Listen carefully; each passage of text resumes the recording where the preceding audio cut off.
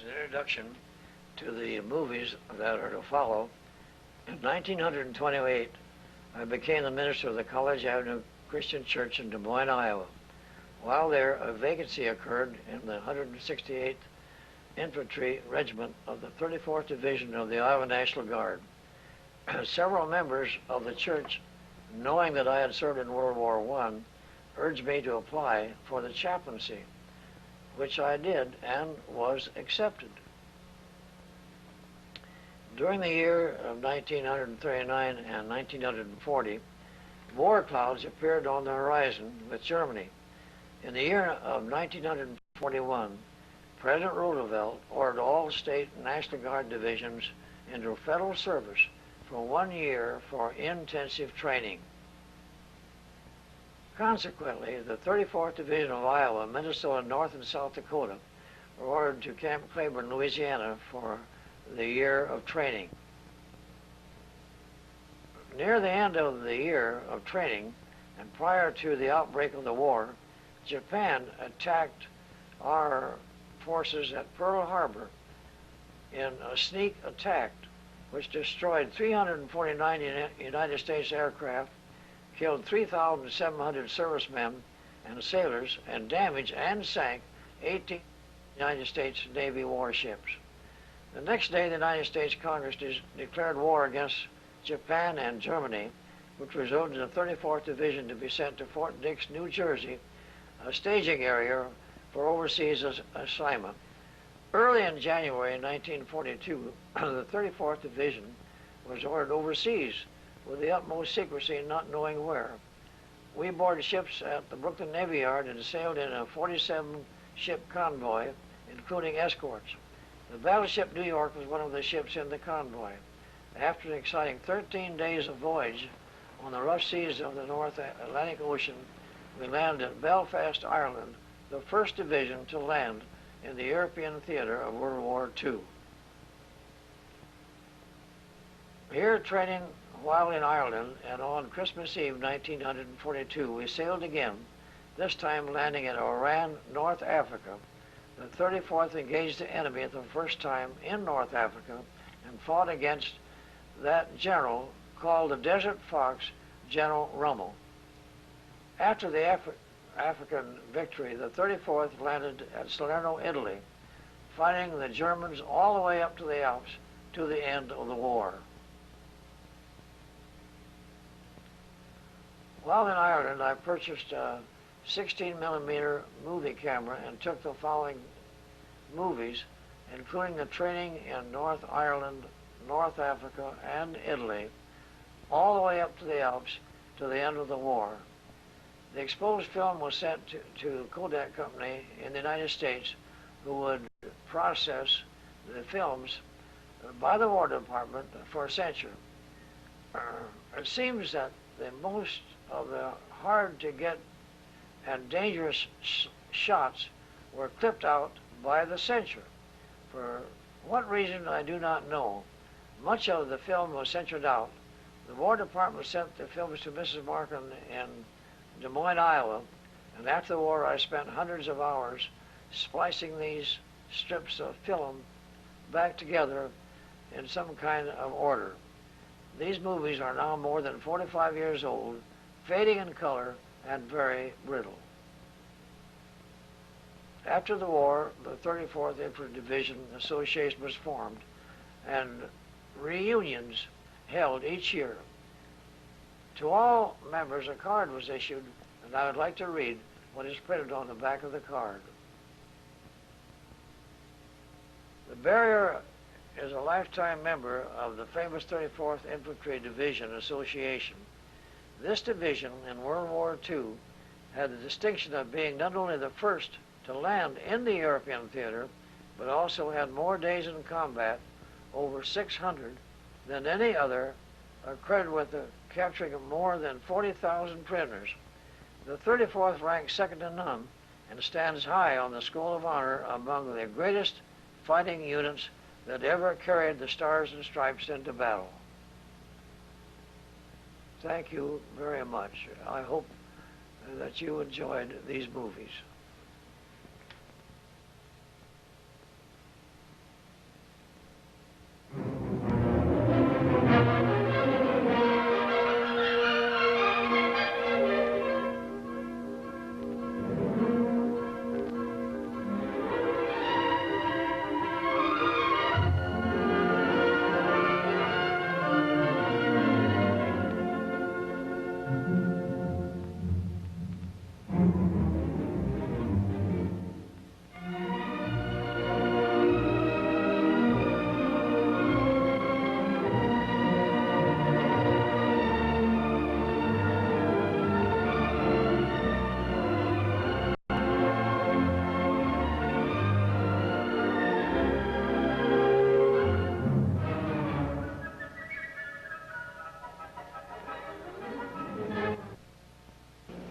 Bob, my new camera I just purchased. We are in Omagh, Ireland. And Omagh is about in the central part of the Ulster, the 6 counties to the north of the borderland of Erie. The reason why these pictures are taken while we're in Omagh is the division headquarters was located in a castle in this town. There's the United States, or not the United States, but here's the mail truck, the Royal Post Office. I met these Irishmen, and this is a common occurrence in Ireland. The farmers do their own auctioneering as to whatever they want to sell. And these, there's a one-horse tray, and look how skinny these chickens are. Look pretty skinny to me, being from the state of Iowa, where we really have some real good chickens. Here's a common scene in Ireland. A man walking his own cow down the street. Here's a donkey looking at us, and it's in an area where the British and the Irish made these cement cylindrical blocks. In the event of a German invasion, they could roll these quite easily on the street corners to prevent an invasion. Now we're looking at the high school and the grade in Omagh, Ireland. Now here's some youngsters riding their bicycles. So many of these girls I see really have red hair, which does not show on the film. They look pretty happy going home from school. And over there in Ireland, it seems that the youngsters carry their books to and from school. Here's the youngsters, and they're like the youngsters everywhere. They love to get their picture taken. Watch them squat down to get a better view. Over in Ireland, it's a common scene to see buildings this long where several families live, but they live upstairs and they keep their stock down beneath. Here's a little Irishman and his sister in a 2-horse cart. These girls are playing hockey on the school grounds, and they're moving pretty fancy. This was taken about 40 years ago, and I wonder if they could trot as fast now as they did 40 years ago. They really step up pretty lively. And the grass there, the surf is real rich green. Now here's a British soldiers going to church on a Sunday morning. And notice how they swing their arms in march. Very scenic and very wonderful to watch. But there's one advantage that the British chaplains over the Americans, all of them are compelled to go to church, as they are here.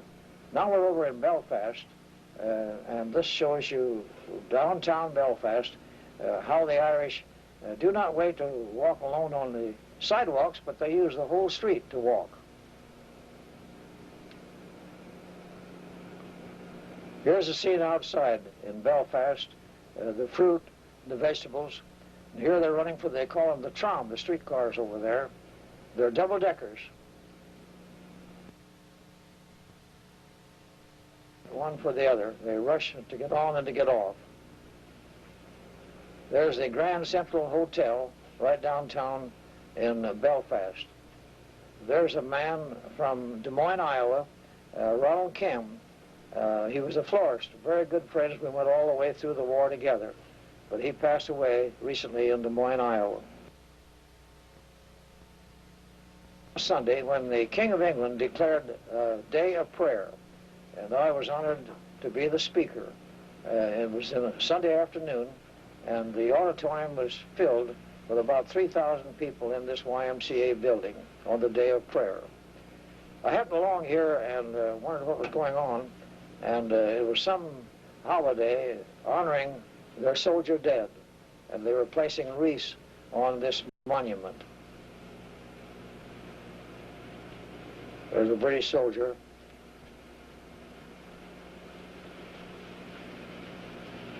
lined up for the formation. There are the wreaths that they placed on the monument. Now we're out in the country, and you can see the hillside. The fields over there, they do not call them fields, they call them patches. And the fences are lined with black thorn bush.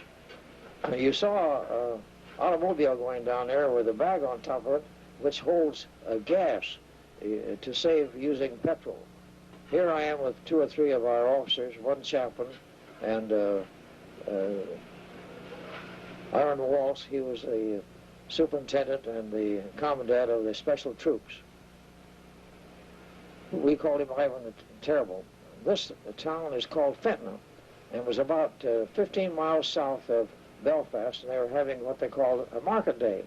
And the farmers bring in their produce, and each farmer auctioned off his own to the bidders. And that day, to help celebrate the event, we had a regiment down there, and the band marched in parade, as you see here, the American soldiers in the parade. Notice the steel helmets that they had. I remember the day was very dark, and I wondered how these pictures were going to come out before, but I did have a light meter. Little white pig went to market. There's some of the kids walking along with the band. The dog didn't want that sheep to be in the way. His little fellow on his donkey, they call him the little jackass. Here we are in Ireland, and I took this picture for no other reason to show the difference between their freight trains and ours. Here's some high school kids having a gas mask demonstration. Over there in Ireland, they hang the meat at the butcher shop on the outside in spite of the flies. This is an air raid shelter in front of the Methodist Church in Ireland, in Ballymena.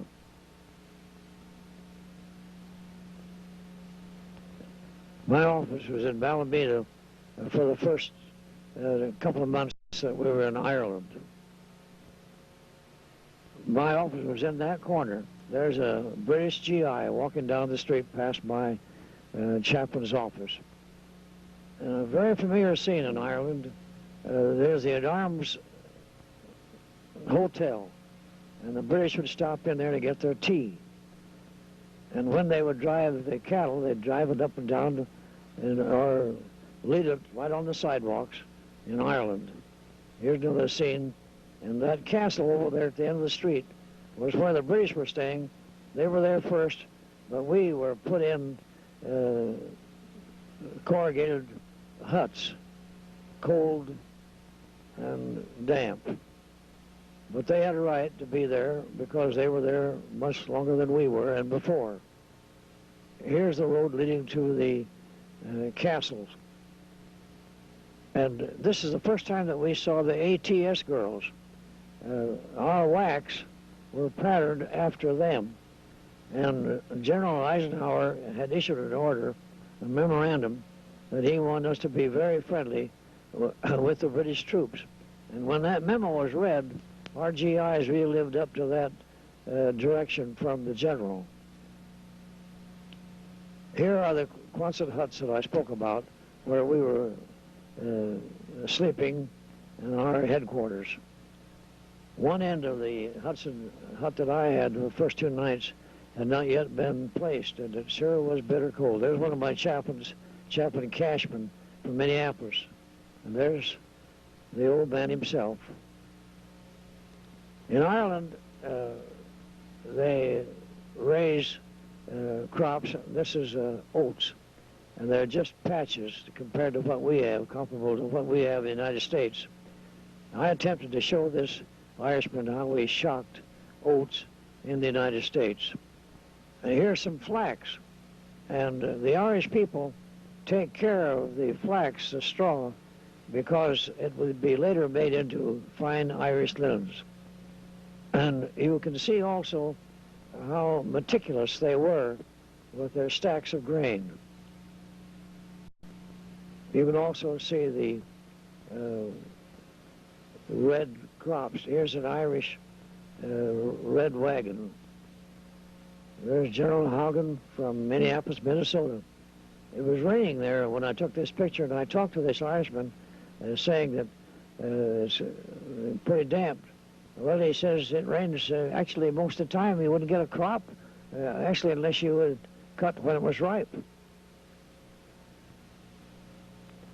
Here's a herd of sheep driven up and down the street near this castle in Ireland.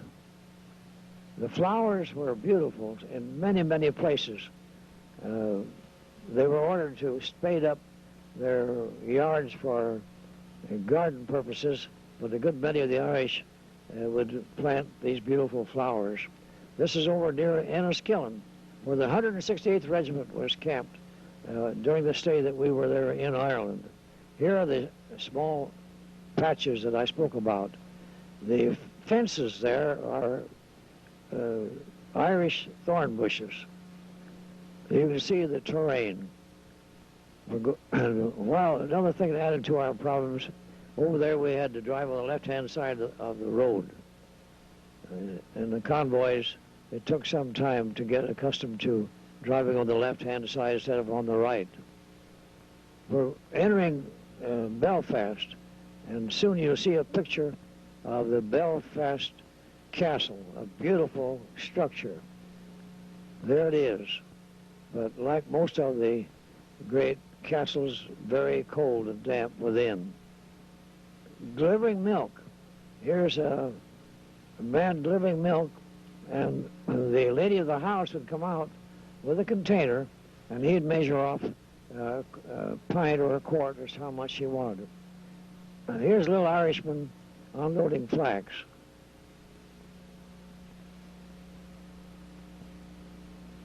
Here are some of the thatched roofs in Ireland, as well as the stacks of grain. I asked an Irishman one day how long the thatched roof would last. Oh, he says, as long as the old lady can escape seeing the mice, then we have to build a new one. Very clever. Look how neat those stacks of grain are.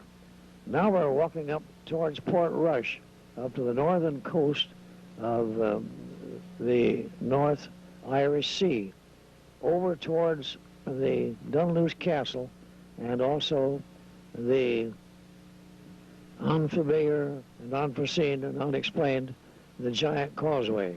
All the rocks over there are shaped alike, and yet it hasn't been figured out just what happened. An Irishman told me that they were fighting the Scotchmen about 20 miles across, and these were left over.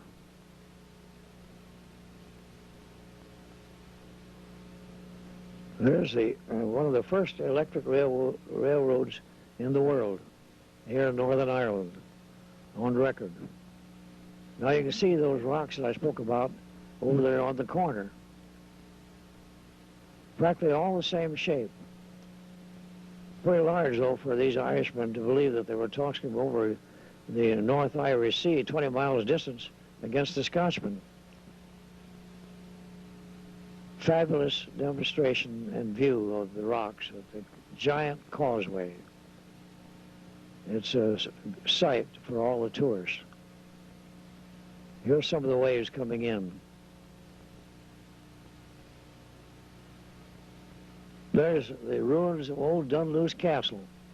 And we had a rifle range right near here. And one day I was up there and the GIs came out from the cellars down to the bottom of this old Donnelly Castle, a whole bushel basket full of bells that they thought that the king would call a servant by ringing a certain bell. And I asked if I might have one, and he said, sure. So I took one to have one to this day. Now, one of these girls, I don't know which one it is, but is the present Queen Elizabeth.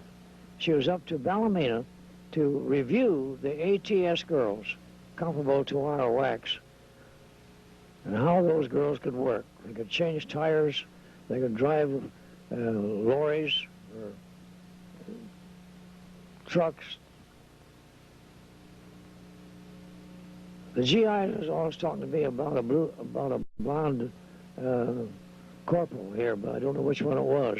Now we're over to Enniskillen, beautiful scenes over on the western part of Ireland, Here the 168th Battalion, as I've said, were stationed. Now there is an Irish redhead. She's a banker's daughter, and I asked if I might take her picture so to see the red hair that she had, and she obliged. There's the thatched roofs of their homes.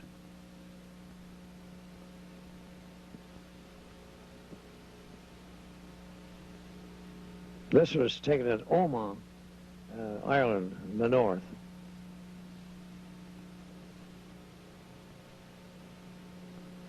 Just some more scenes around Ireland. This is in Belfast, the day that Eleanor Roosevelt came over to review the troops.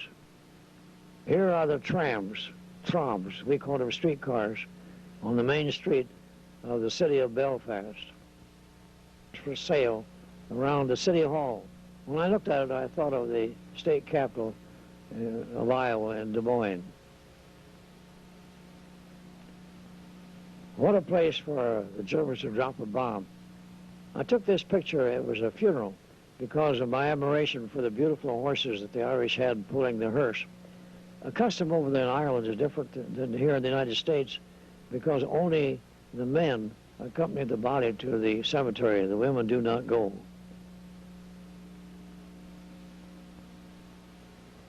There's General Russell P. Hartle.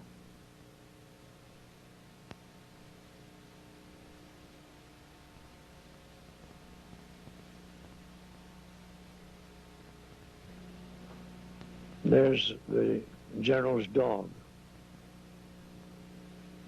General Hartle was a wonderful general. Later on became a United States congressman from the state of Maryland. Here we are at Knocknadoe Castle in Omagh, where we had our division headquarters.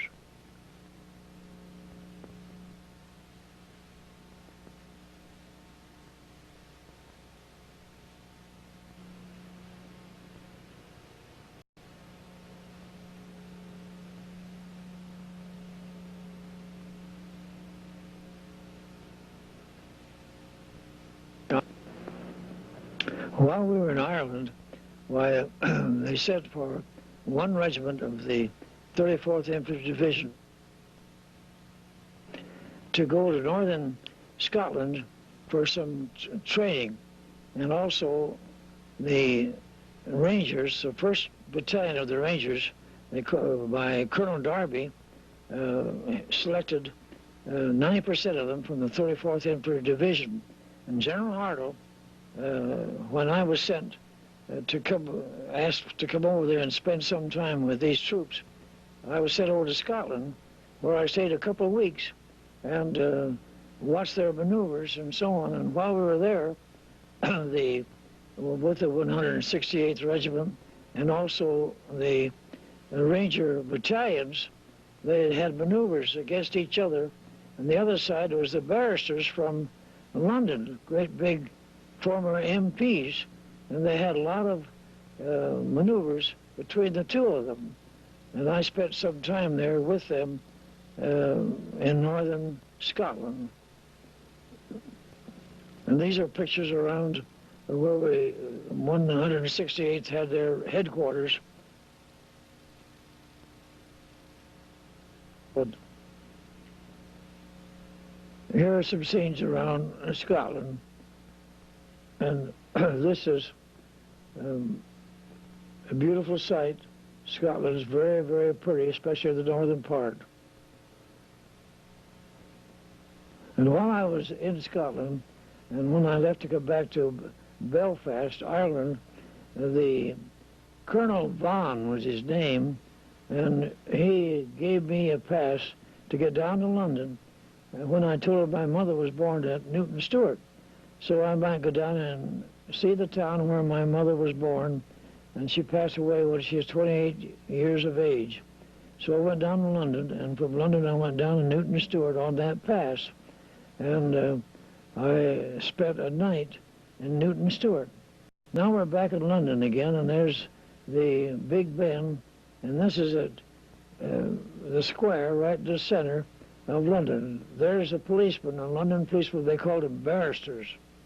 They were the ones that were in opposition to Derby's Rangers up in Enniskillen in northern Scotland.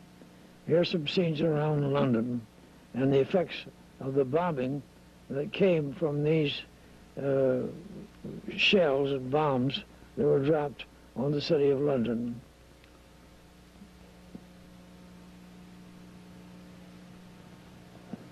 It's a very sad sight. But one thing about the British, they always would fight back, and Churchill was a great leader. This is right downtown with the place they call Piccadilly Circus, and you can see that cinema, the same as our movie pictures or theaters in the United States. There's one of our soldiers down in London. I'm not so sure about what that's DeLoss Marken. I think Colonel Howland took that picture, and I just learned here recently that he's passed away. He was a great soldier and a great friend of mine. He was our adjutant general, and he was a former dean of the law department of the University of Minnesota. A great man, a great soldier. Here's Buckingham Palace, where the Queen of England now lives. She was a little girl about 16 years of age when these pictures were taken, and her mother and her father lived in this palace. I had quite an experience while we were there that day, putting on a demonstration, and the Queen Elizabeth, the princess, was assigned to go up to Ballymena to view the ATS girls comparable to our wax. And I had the honor of being the American escort when we got in this limousine to go up to Ballymena. And I remember Princess Elizabeth being so bashful, and she looked so small and timid. Now she is the Queen of England. She was a wonderful person. Here's some fishing out on the Thames River. Some more scenes in London. You can see the double-decker streetcars, they call them trams.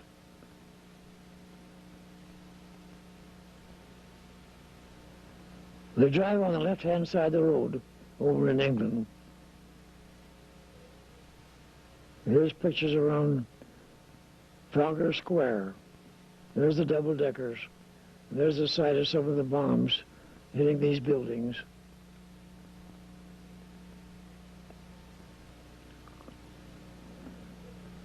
Here's a beautiful statue right in the square. It's hard for me to recall every building. These pictures were taken about 45 years ago. There's some more pictures around the headquarters, the Buckingham Palace. It's pretty foggy. I remember that the day I took these pictures. I'm surprised they came out as good as they do. Here is the St. Paul's Cathedral, where the King and Queen were married.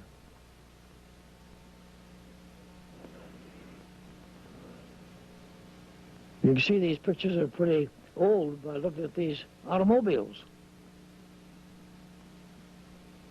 This is in front of the Buckingham Palace and all those statues, and where the changing of the guard is quite a sight to behold.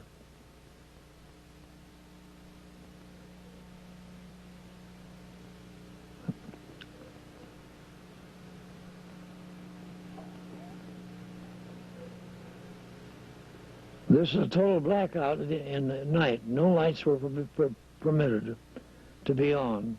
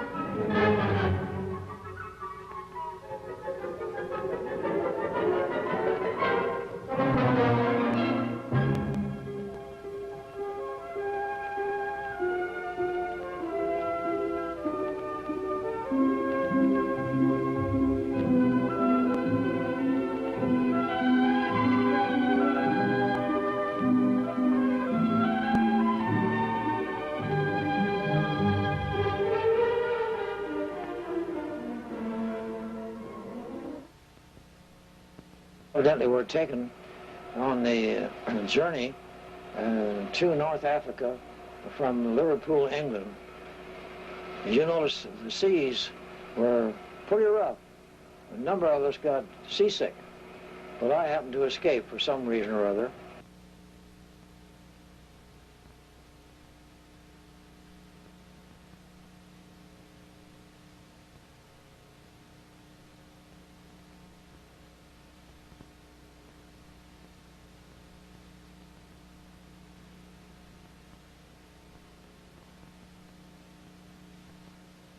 Here we are on board ship. There's Colonel White, there's Colonel Putman, there's Chaplain Hall, there's Major Ritchie, and there's DeLoss Marken, and there's... we're sitting out on the deck trying to get some sunshine. Now we're sailing through the straits of Gibraltar and Tangiers on the coast of North Africa.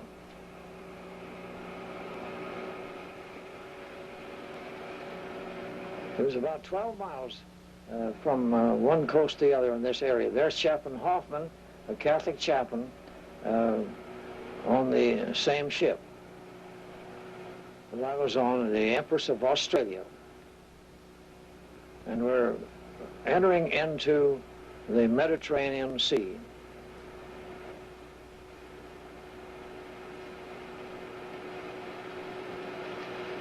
Here's some of our ships in the convoy on the way to North Africa. Now we've landed, and we landed at Oran, and we were taken about 15 miles west of Oran, where we set up our headquarters.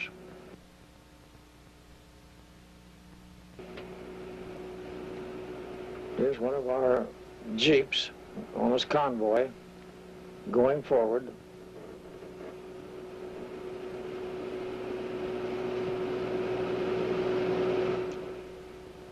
Those amphibious trucks that were used to transport the troops from the ocean to the shore. Evidently this one got stuck in the sand. There's Colonel Darby, and he was the one that organized the 1st Ranger Battalion, organized in Ireland. And they were selected for bravery, for intelligence, and for ingenuity. They were hand-picked. About 90% of the 1st Battalion came from the 34th Infantry Division.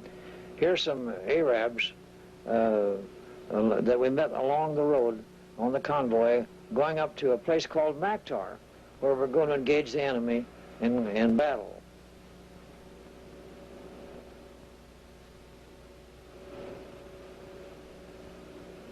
Of course, we were quite a curiosity, as they were to us, when we saw these Arabs.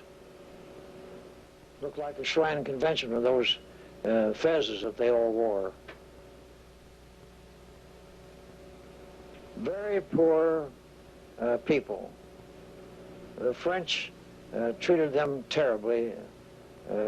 They took the good land and left the little portions along the Sahara Desert for the Arabs to leak out a living. Here's some of the oranges. And my, how delicious they were after being without oranges for so long a time. Did find some in North Africa. Here's some of the terrain. And we were ordered not to travel bumper to bumper, but to have an interlude about 300 yards, because the Germans had air superiority. When they come down to straf us, why, then we would hit the ditch and save our lives. But if many of our vehicles were set on fire, because at that time the Germans had air superiority. Now there's the tandem, the way they had the mules to pull their carts. Looking Arabs guarding this tunnel. And there's a little shelter that they put for them to sleep in at night. There was a railroad track and a tunnel going through this mountain. And North Africa was the Atlas chain of mountains. This was the terrain in which we were traveling north to Maktar. There's DeLoss. I don't know who it was that took that picture. There's some of our staff on the 34th Infantry Division. Here's a vineyard of grapes. They were all trimmed back for another crop, from which they'd make vino and wine. Here's the North African spies of the wonderful Arabian stallions. There's General Ryder right in the middle, and his aide, Major Prout, and there's Major Sherman, there's the French officer, and there's some of the white hats was from the French troops.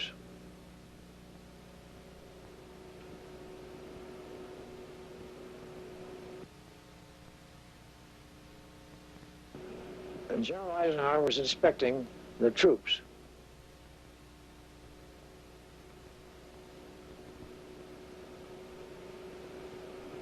They were lined up for the inspection.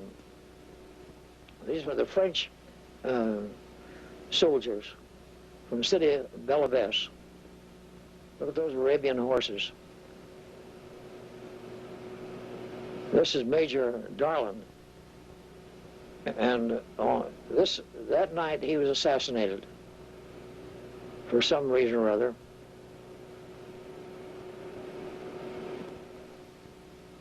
Here are some of the Bedouins in parade. There's the tricolors of France. And our flag placed up. General Ryder and General Gerard of the French. These were good fighters, fixed bayonets. There's the artillery, horse-drawn vehicles. There's some more of the Arabs that we met along the road going into the battle. Here's some of our troops where we stopped. And it was very cold. It snowed part of the time on this journey. And at night, of course, we bivouacked along the roadside. Now you can see the vehicles are dispersed about 300 yards apart.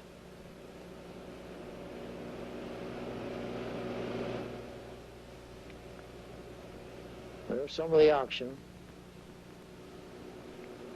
We were strapped on this particular day, and with me I had a man, Lieutenant Colonel, that just came over from West Point to take command of an outfit. And on the way up, I was asked to give him transportation, and I told him, I said, have you heard what to do in the case we might be strapped? Oh, he says, you mean that foolishness of hitting the dirt? And he says, well, he says, Padre, for your information, I'm a fatalist, and if my name's on the bullet, there's nothing I can do about it. And I said, well, okay. Well, pretty soon I saw 7 Stukas make a turn and started down to strafe the convoy. I hit the ditch pretty fast, and I used to run in track when I was in high school. I thought I was going pretty fast, but pretty soon this fatalist passed me like I was standing still.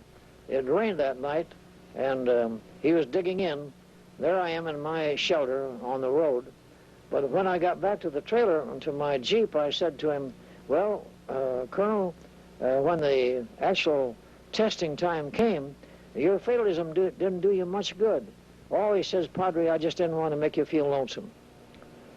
There's the tent that we put up in the cactus patch.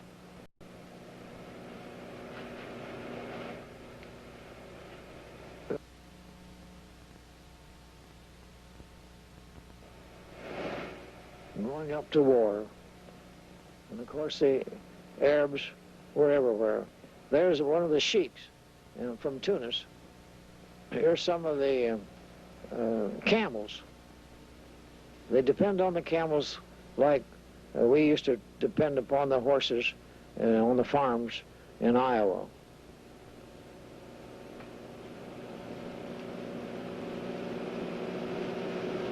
Here's some of there's Colonel Fountain. He was the intelligence officer until later when the regimental commander was killed. He took over regimental command of the 133rd Regiment. Here's the time for mess. It's about in this area that we captured our first German soldiers. There's one of my chaplains.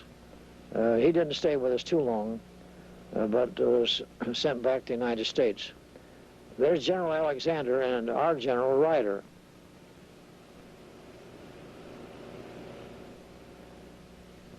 Here are the places where the Arabs lived. They really lived in poverty. The French certainly made slaves out of them, and they just hated France because of that treatment. Here we're having a critique. This is not in color. It was very difficult for me to obtain film to use in color, and but I had to happy to get any film I could. These are black and white.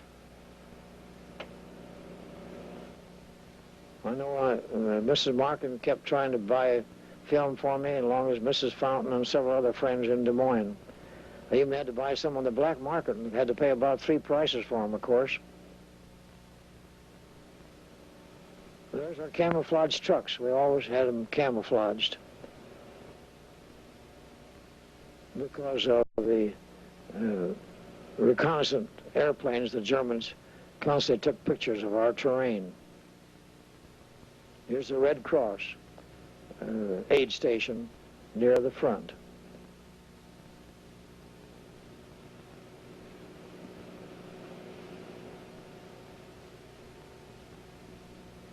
There's a GI in his foxhole looking for the enemy. Well, there's Captain Finley. His father one time was the general of the 34th Division in Iowa.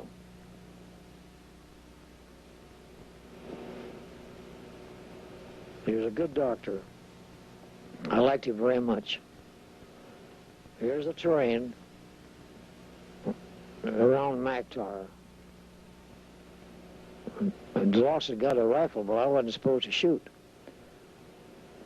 But sometimes it came in handy when you were suspicious of something happening. Here the Arabs shot a buffalo and taken it home to eat. Here's some of the ruins way, way back to the wars hundreds of years ago, and the ruins of these old castles and these old buildings in Africa. They had still standing there after centuries.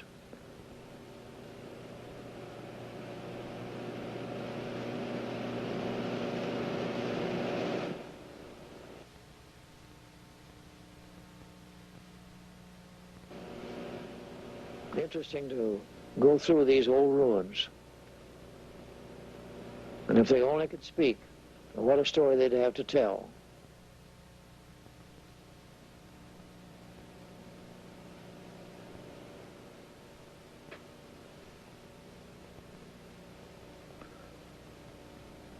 Of course, I had to get up to get a view of the terrain. I got up about as high as I could get.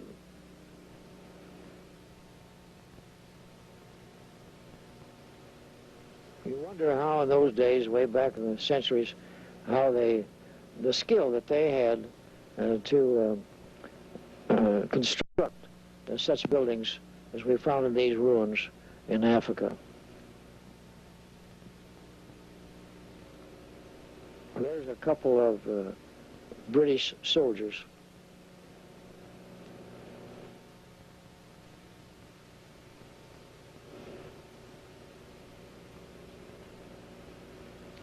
When we first arrived over there, we were under instructions of the British soldiers, but it was soon found out that we couldn't have a harmony between the two because they were so slow in moving forward. They'd have to stop to have their tea when we wanted to go on, when we had the enemy rolling.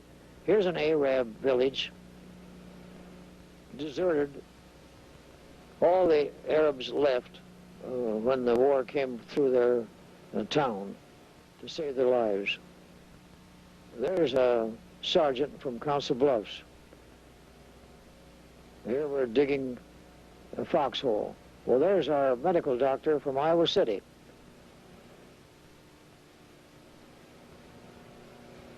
I do not recall his name now, but it was very familiar. Well, there's our Chief of Staff, Colonel Henderson from Minneapolis, Minnesota. He was a wonderful soldier and a wonderful friend and a wonderful officer.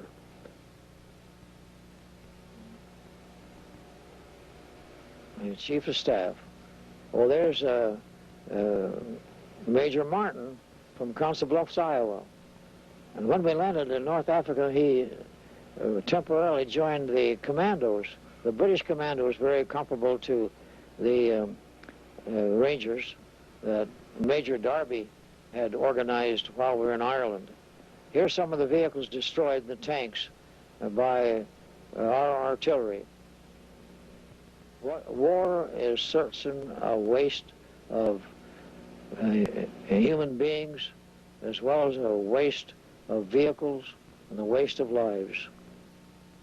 This is along the road where we were traveling into battle.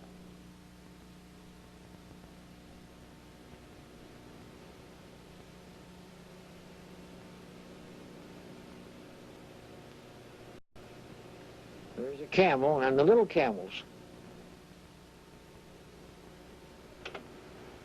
These camels were just about a week old. And the cactus patches, of course. Those camels, they could eat those cactus. Even they had stickers on them. We had to watch out because when we traded with them, they always seemed to be the best traders. And oh my, how they would steal. Look at those nice sheep. They look much better than the Arabs. I talked to some of the Arabs that could speak English, and I questioned one or two of them about their stealing so, and they said it was all right in their religion to steal from the infidels, and they considered us the infidels. No sin. And they were good at pickpocketing, picking our pockets. Those were German tanks that came over, and we were down observing them when they first arrived.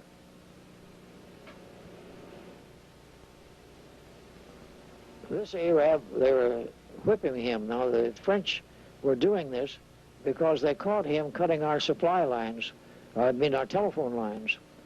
And when they found him guilty, they took him out and shot him. And there's some of the pictures, Bob, that was destroyed because I took pictures as they stood him up there and shot him.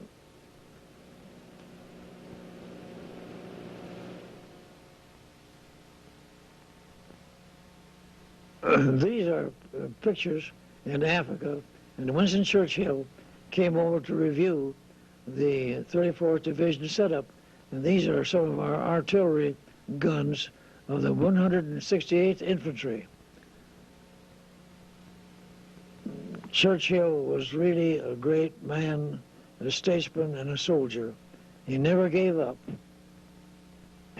One night I heard him over the radio saying, "We'll fight on the beaches, we'll fight on the seas, we'll fight on the land." And then he wound up by said, "No nation dies that is fit to live." Here's some of our troops going forward to meet the enemy.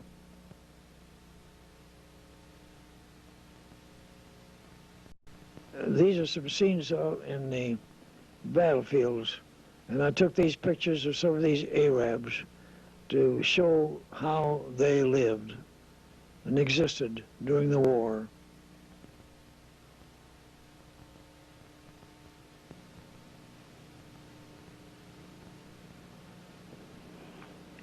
I must have been inside of a cave when I took this picture along the North African coast, and between the city of Algiers and Tunis. You can see the effects of the bombs on these buildings. As I recall, this picture was taken of a stadium someplace north of Algiers.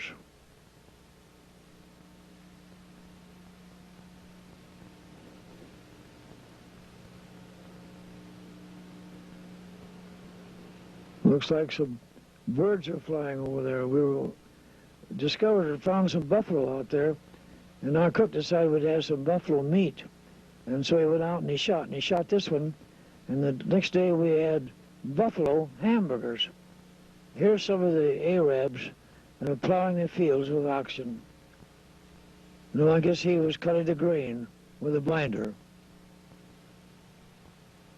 Here's a half track. These were captured from the Germans by the 34th Infantry Division.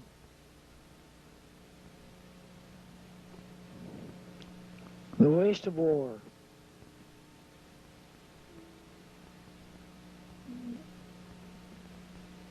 War is so expensive, asinine, uncalled for, and no one seems to win. Think of the money expended besides the lives lost.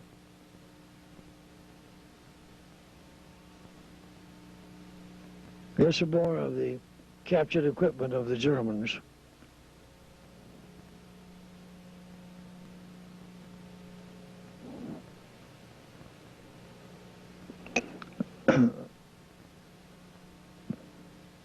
These pictures were taken over 40 years ago, and it's difficult for me now to describe, but here's a well that the Arabs dug to irrigate the land and also to give water to the stock. Now I think this is Major Stipp from Council Bluffs, Iowa, walking through that field. And I believe that, I just can't recall this man's name, but I think his name was Ivan. We call him Ivan the Terrible. Here's some of this seagrass that grew on the shores. Here are some of the Arabs gathering up grain and bringing it in to be shelled. And I believe you'll see how they shell their grain by treading it out with mules and horses. And they have some kind of a sled, and they go round and round and round and shell out the oats and the wheat and the corn. And then they hold up the straw in the wind, and the wind blows out the straw and the chaff, and then they gather it up in their sacks. They go round and round and round, trapping out the grain. Here's a haystack or a straw stack covered up with straw to keep the weather from destroying the whole thing. Notice how neat the haystacks are, the straw stacks.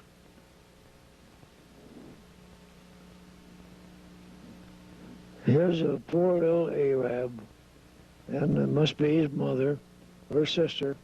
That's where they lived. She lived in a little hut. And this little Arab, he couldn't understand what was going on. Pitiful living that way. Look how skinny the mother is. Here's a chubby little fellow. He must have had enough to eat for a while. There's another mother and her boy. There's where they lived. This is very close where we had our headquarters. That's our cook there with his shirt off. Now we're down there where they're doing their washing. The GIs would hire these girls and these Arabs to tramp out the dirt from their clothes. They had no soap, and they do it for a bar of soap.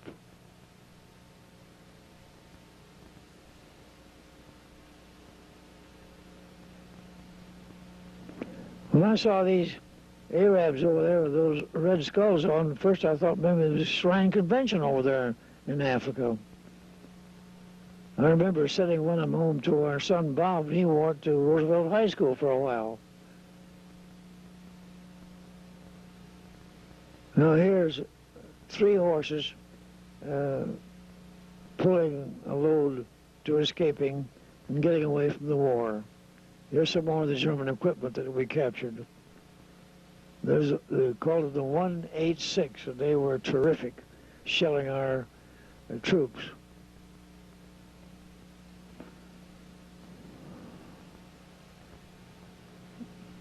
The shells from the 188s would travel about 10 to 16 miles, the same as our 155s.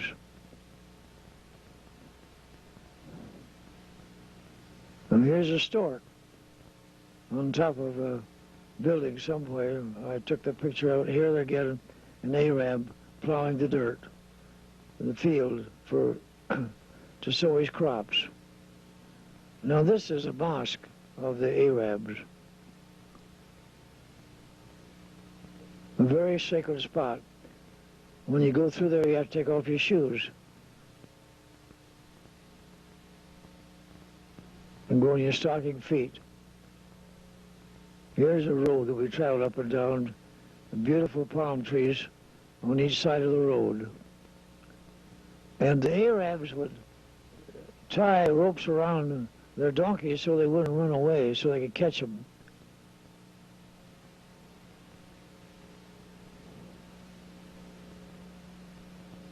The Arabs were very, very mean to their stock as well as to the American soldiers and the British and the French. They hated the French. And I could see why, because the French seemed to take the best of everything and left the fringe edges for the Arabs to eke out a living.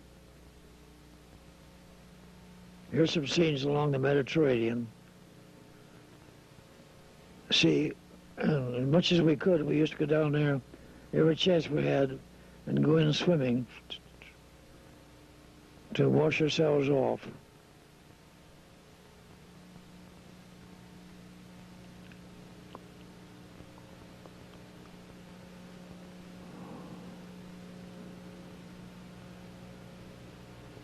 We had to learn to drive on the left-hand side of the road, and that added to our difficulties when we moved forward to chase the enemy.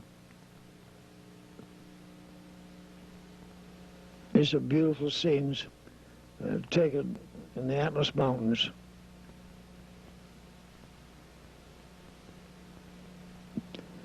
And you can see why the Germans had the advantage.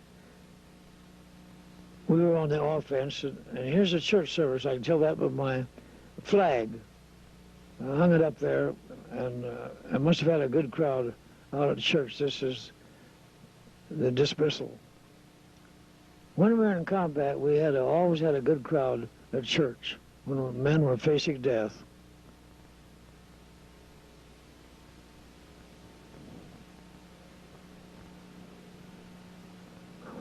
Here's a Catholic priest holding Mass up at the front lines, just back a few miles from the enemy.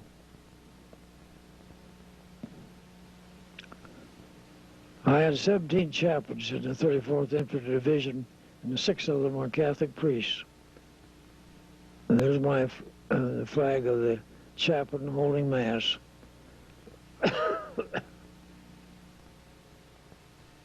No chairs, but sit down anywhere for the church services if we could not get inside of a building.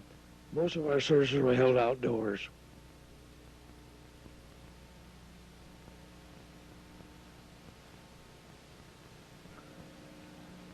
Here's a general reading the scriptures.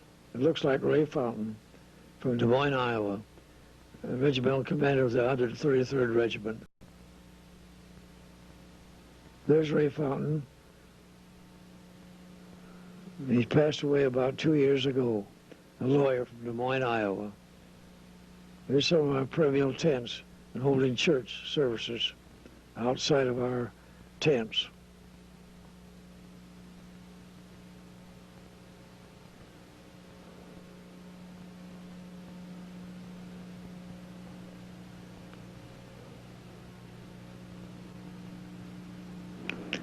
Here's a young man that wanted to be baptized, and he said he'd like to be immersed, and I took him down to the Mediterranean and baptized him, as I did several others while we were in Naples. Mussolini would not let them baptize by immersion. And when the ministers found out who I was, he requested that I baptize them. And I remember I baptized more than 60 of them here in this area by immersion. They were Baptist.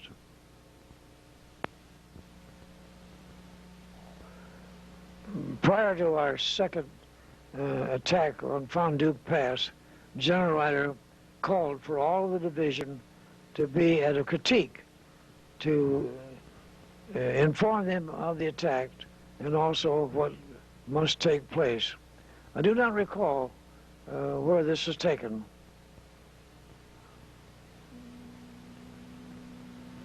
But it was someplace prior to our going to attack Fondue. Here's some of the soldiers going back to their units after the critique. I happen to have a public address system assigned to me in my panel truck, and General Ryder requested that we set it up for him to use, which we did.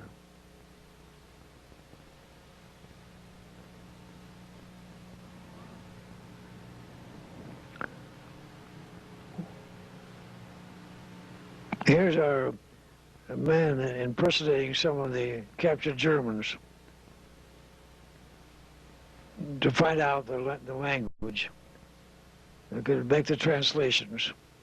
We learned a lot from the prisoners that way by interrogating them, and we would have someone that could talk German or Italian and get and secure very valuable information as to where the enemy guns were placed.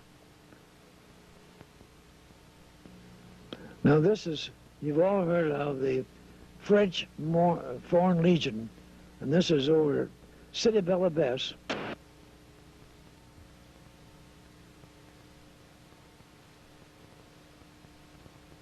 This is on the convoy going up to Maktar. 300 feet intervals between vehicles so as to avoid being strafed and too many vehicles being destroyed by the enemy from the air. Here's little Joe Arab begging for food along the highway. There's Colonel Johnson and Ivan Waltz. Here we're going up to Caserta. I remember those trees. Here we are in Africa in a convoy going up front to fight the enemy. We're going through the Atlas Mountains on the north coast of Africa. You can see how well fortified the Germans were because they were always on the defense while we were on the offense. Pretty ragged. There's an old French train. This is the battle area. Notice how the sand, and when the wind blew, as it did many, many times, the sand would build up mounds, something like the snowdrifts in Iowa. Here's a couple of girls saw my tent, French girls, and my flag rather, they wanted the flag, but I wasn't going to part with it. There's one of the sand dunes in Africa, which added, of course, to, because we were on the offensive. Here's a Arab on guard of one of the bridges. Here's the convoy going around these curves in the Atlas Mountains. There's Daniel Poling, famous for the Christian Endeavor, and there's the chaplain of the armed forces came over to visit.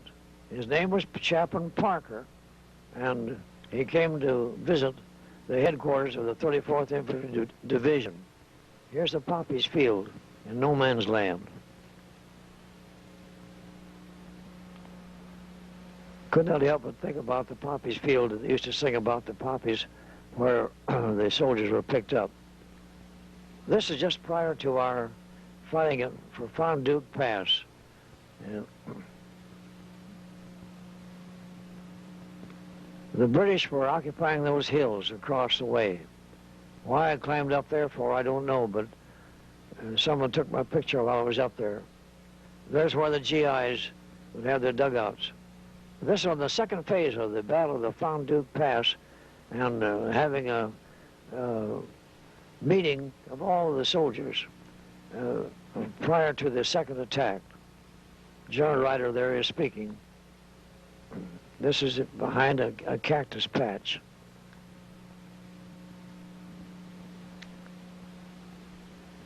Pretty dark days, hoping the war would end.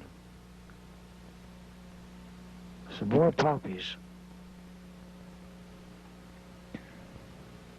There's an 88, a German cannon, very famous and very accurate because they were planted at certain places to fire when they knew where the passes were, where the United States Army would be advancing. Here's some Arabs, of course, begging for some food.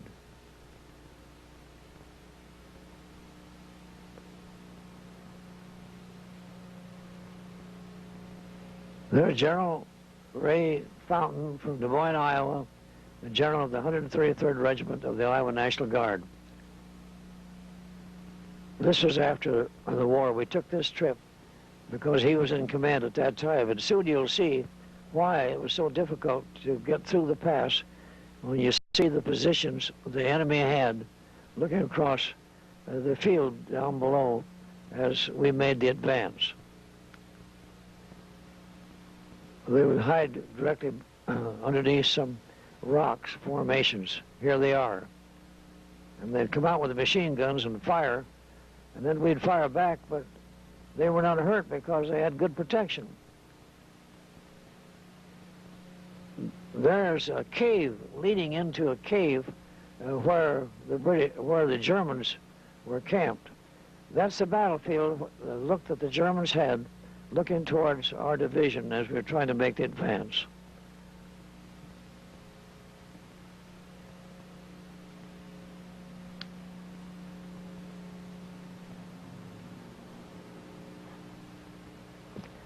We'd captured some German soldiers, and General Fountain was looking for someone that could speak German to interpret what the German soldiers said. There he is in the center. Here's the area in which we were fighting.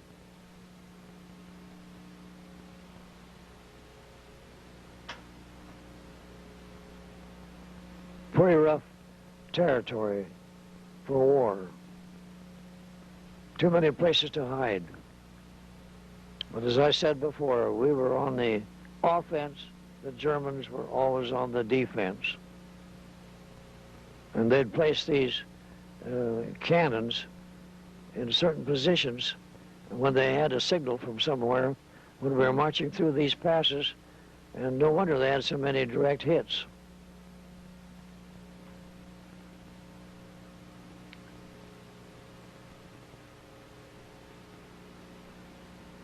There's some of the German soldiers that we'd captured that day. I wanted to call your attention in particular to one of them way over to the left.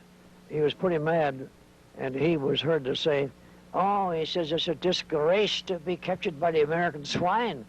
And the sergeant took out his pistol, was going to kill him right down there, but we had to call his attention to the fact that they were captured and they could not be killed. There's General Ryder, and we were visiting this prison enclosure. And all day long, the prisoners were looking for the prison camp. They'd stop us and ask us where it was.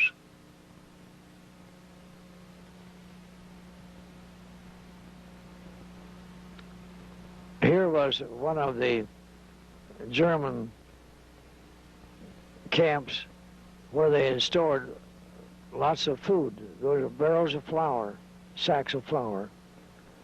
And yet, the terms of unconditional surrender, they were to not destroy it, but we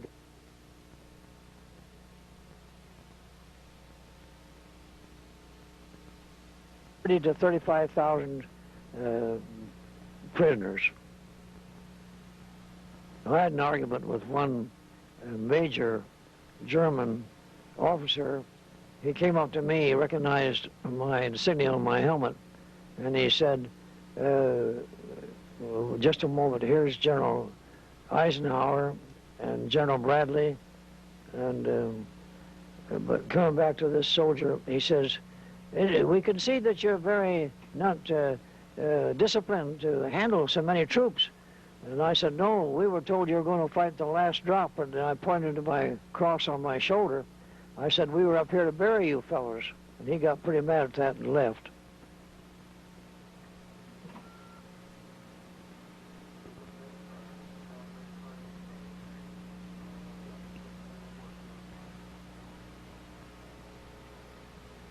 Here's some more German prisoners. They thought the sea rations were pretty good. Well, we did too the first day or two, but when you had them day after day and week after week and month after week, we got kind of tired of the sea rations. Now we're up at Caserta, and there wasn't much left of this place. 1 week alone, our division shot over 3 tons of shells. Now this is the harbor at Caserta, the northern coast of North Africa. We were told that it must have been a beautiful city until the army shells destroyed all the buildings. Now we're down at the place in Tunisia, the town called Tunis. Here's a little French boy who could speak English, and he was my guard and guide for that day. We were supposed to stay out the first day because it was to be the British affair. But I got in there with my camera, and I saw quite a few British troops that had a little bit too much vino. Here's one of them. Here's some French soldiers. There's some of the effects of the Air Force destroying the factories and the harbor around the city of Tunis. Not much left, but they did spare parts of the city.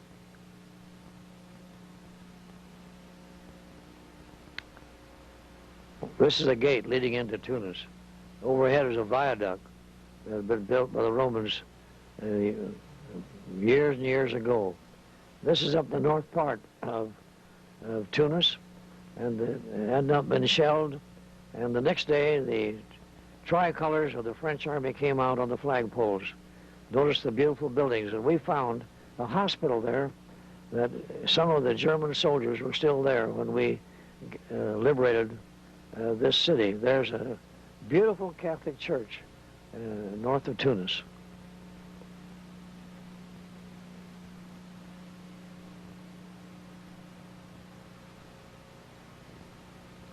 Notice how beautiful the boulevard there was. And this is around Carthage, not too far from the coast of North Africa.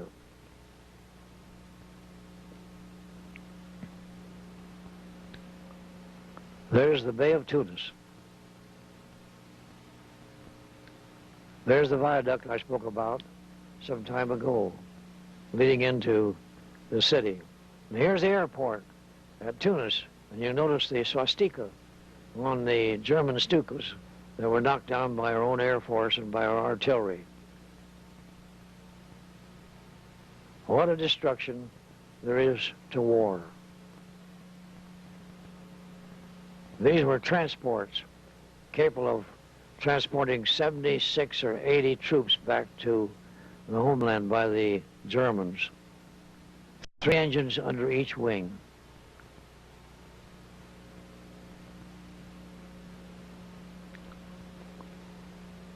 Our Air Force came into its own shortly afterwards, which we were very thankful to see. There's one of the old engines of the 3 on one side of the airplane.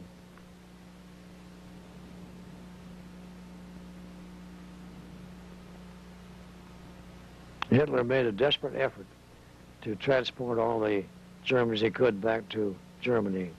Here's some of the American officers at the American camp, Red Cross. This is at the spot where we landed in Algiers. Colonel Goldbranson now passed away. He wanted to buy my camera, but there was no show for that. Now here's the city of Algiers in the harbor. I thought this was the most beautiful city in North Africa, all along the coast. Pink roofs and white stone. This is a cemetery that we established at Oran. This was the first Memorial Day, and General Eisenhower is coming up with a bow of a wreath of flowers from President Roosevelt.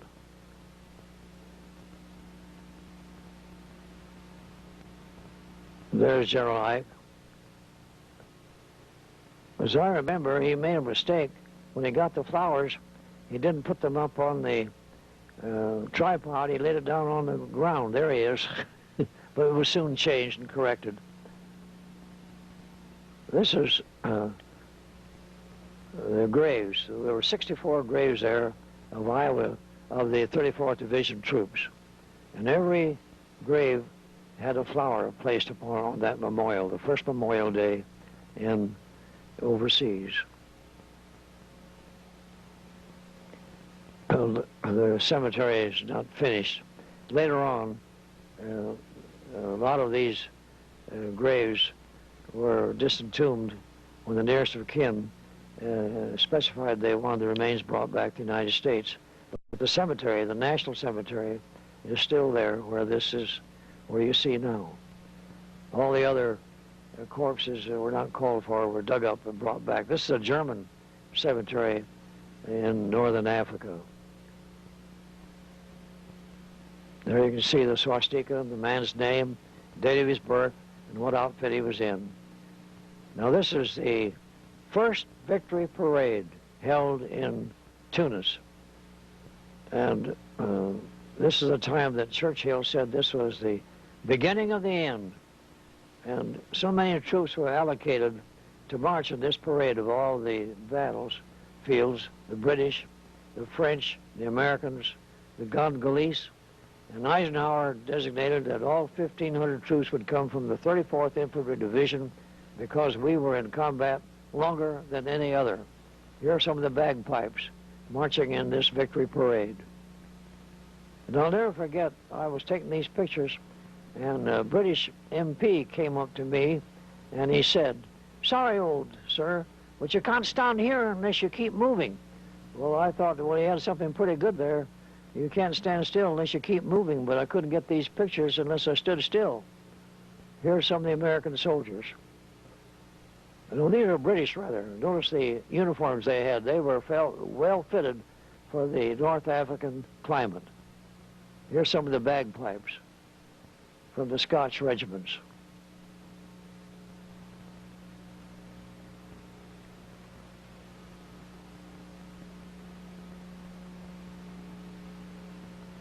The route of the parade.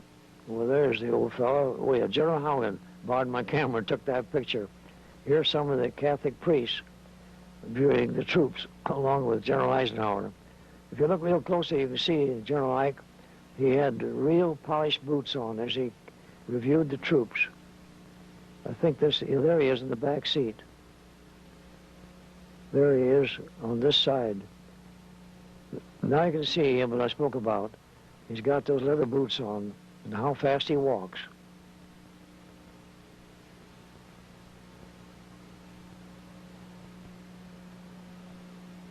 These pictures turned out pretty good, considering how old they are, and even in color, I'm amazed. Color's fading. These pictures are at least 45 years of age. Here's the Arabians, the stallions, men of the desert. Here's a band from, this is from the French Foreign Legion. That's what they were, that band. They wore those white caps, a band around their caps.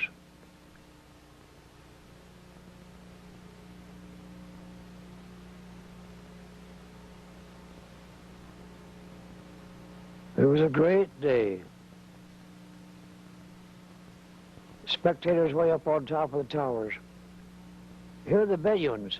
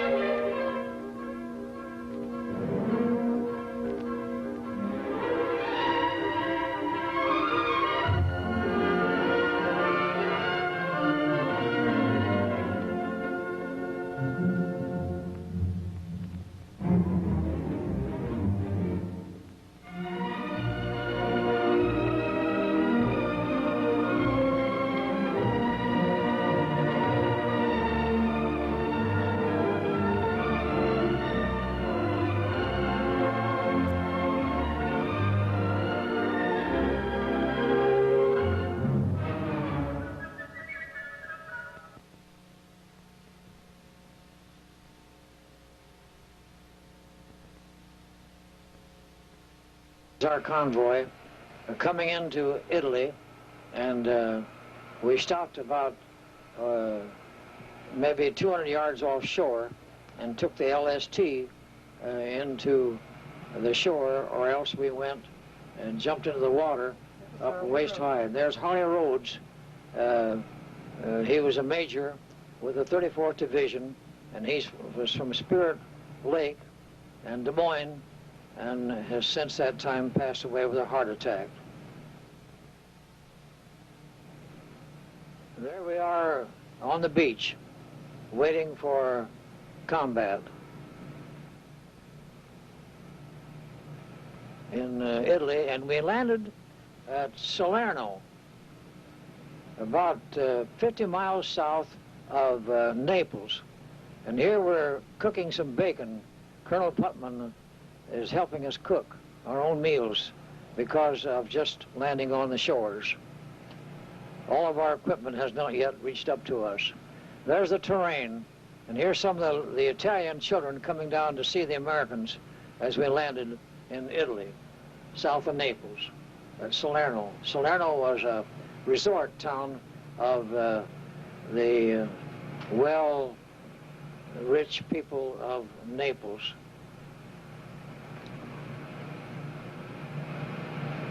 There's a thatched roof down there on the coast in Italy.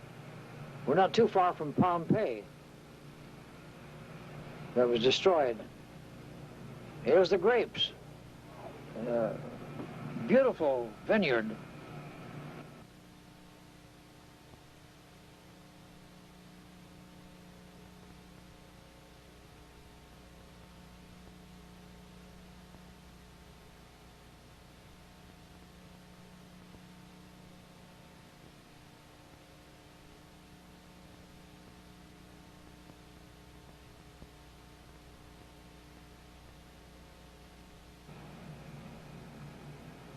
Couple of singers at Sorrento.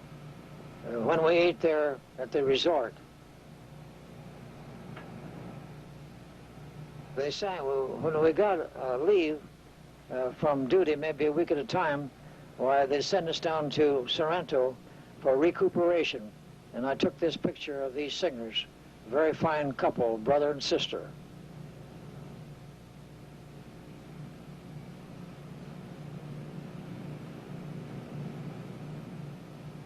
This is along the shore of Sorrento,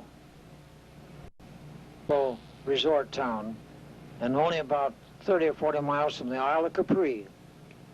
And while I was there one day, we engaged an Italian to take us out to the Isle of Capri. And he had an outdoor motor and a sail.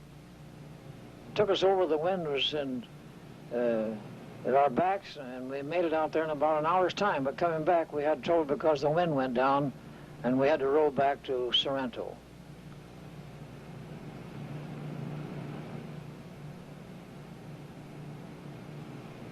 There's some pictures of that along the coast. I've forgotten who I'm talking to there, but that's the road leading up to the place where Prince Edward, that abdicated the King of England, we were told that he and Mrs. Simpson spent their honeymoon in this area.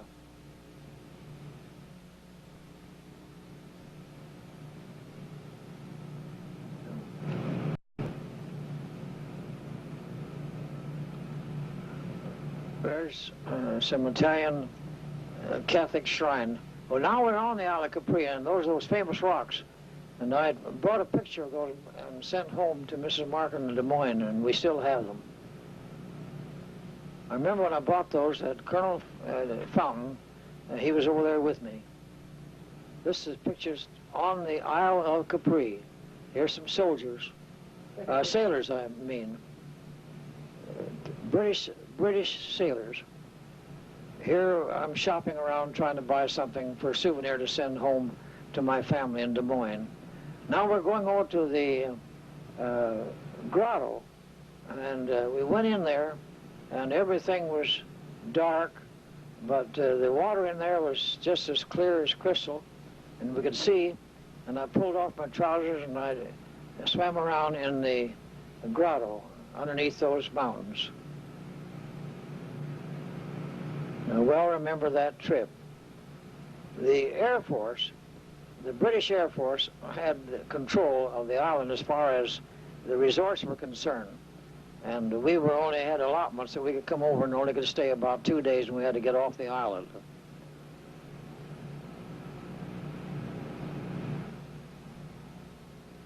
There's some of the mountains on the Isle of Capri. We're about 35 or 40 miles from the harbor in Naples. There's some of the buildings and the road on the shore. Beautiful flowers.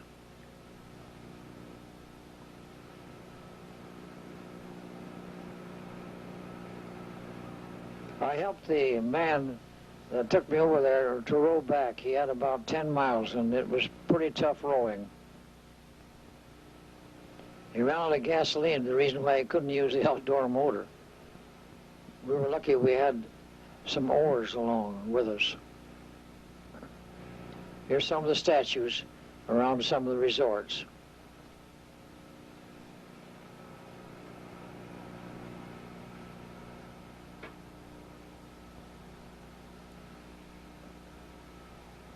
These were just pictures I took along the route as we went way down south on the island.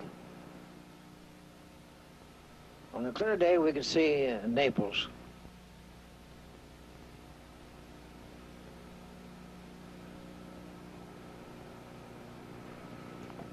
There's the stadium.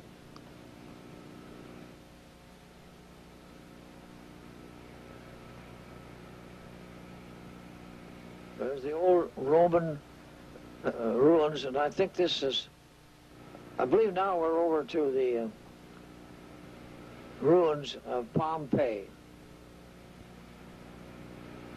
A short distance from Salerno and right directly south of Naples. There's Vesuvius, the smoke coming out of the mountain. There's the old Pompeii, the old Roman roads, completely destroyed.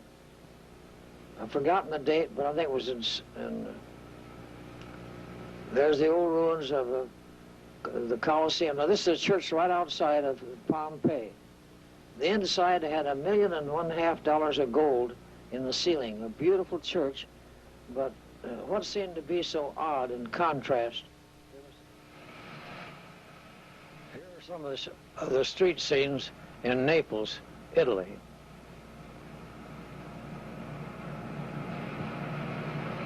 Some of the side streets off of the main thoroughfare, Via Roma, the main street going through the city.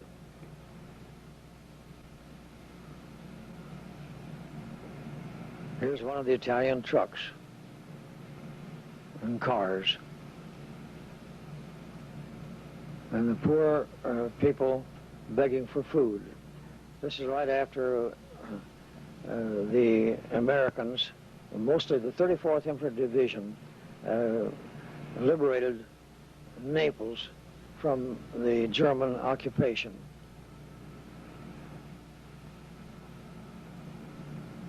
You can see how undernourished the children looked.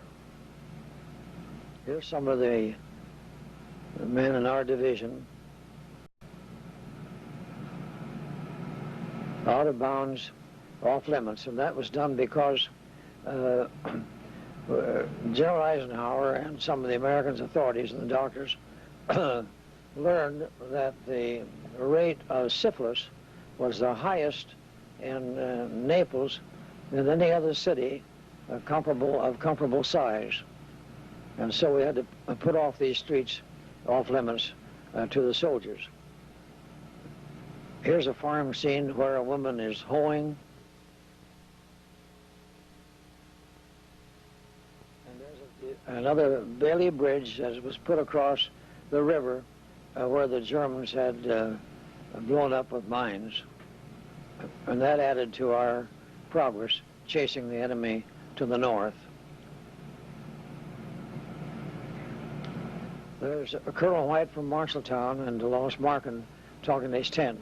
And this is a church service that I'm holding in the vicinity of Naples.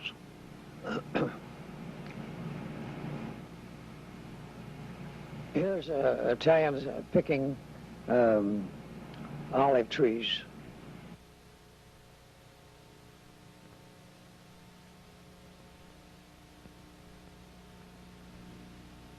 There's Colonel Putman from North Dakota.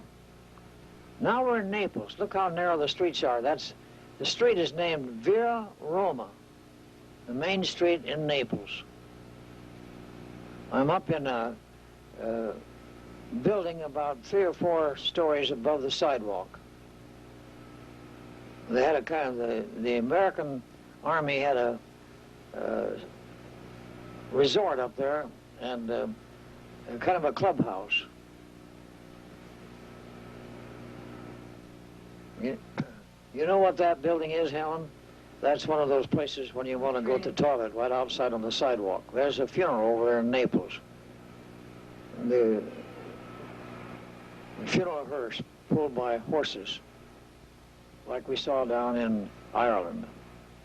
And they always had the flowers on a truck of that nature going to the cemetery ahead of the corpse.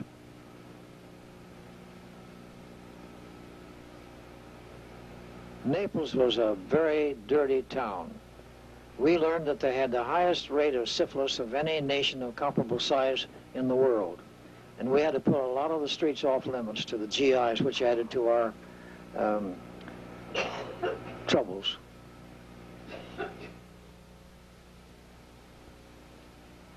There's the harbor of Naples. There's one of the Red Cross ships that came into the harbor at Naples, Italy. Very, very busy harbor.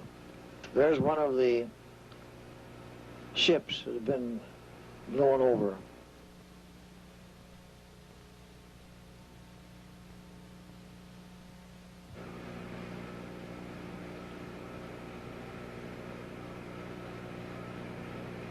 Now we're up at the Vatican.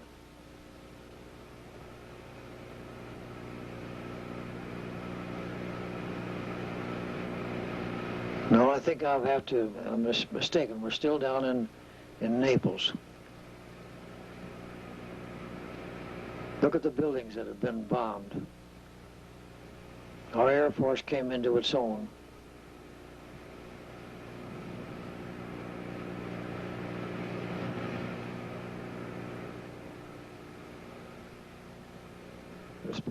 It's been 40 years or more that I took these pictures, and it's hard for me to recall the different places.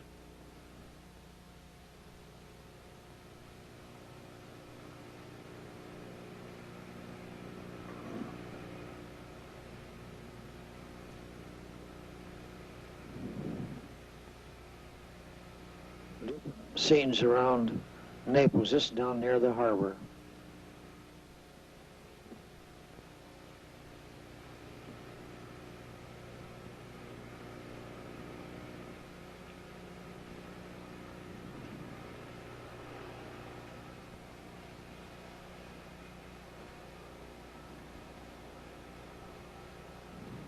Sailboats out on the harbor.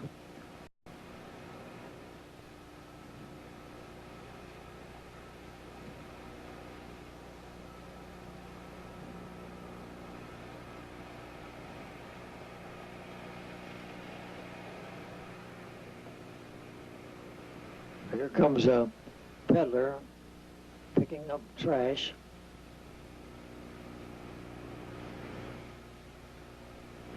There's Vesuvius again, so I know we're close to Naples. And here's some Red Cross. A ship just came in with some of our troops. Some of our Red Cross girls are taken to their destination for the American troops.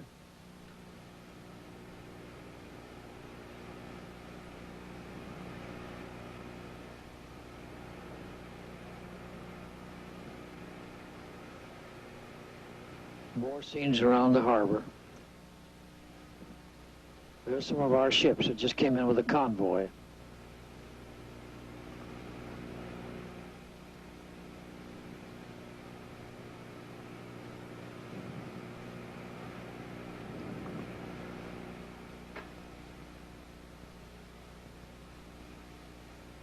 I'm sorry that I cannot recall some of these names.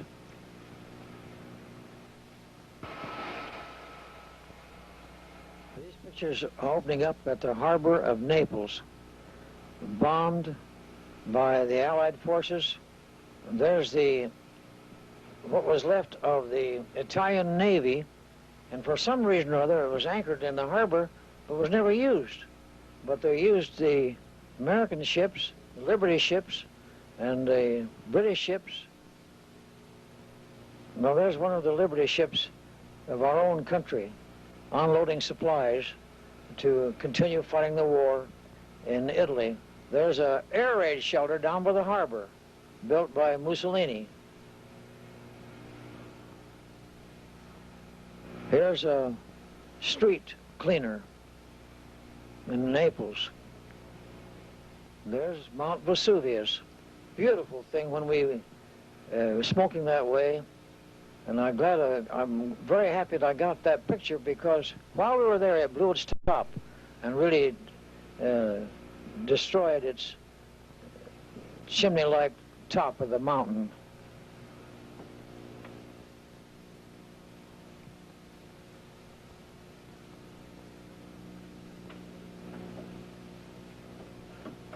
There, Vesuvius, when she blew its top, as the GIs called it, and the wind was so strong, it blew the lava all over Castle Florentina and some of those little villages around there, and it continued on until it was all the way from 6 inches to 1.5 feet deep, and it certainly did tie up the traffic. with ash. There's a bridge being repaired, and Casino still bursts forth its lava all over the area,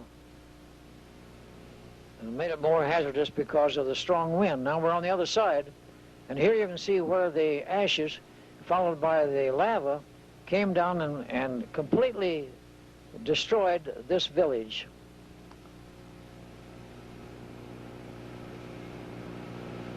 It was about 40 feet deep of lava in these streets, way up above some of the buildings.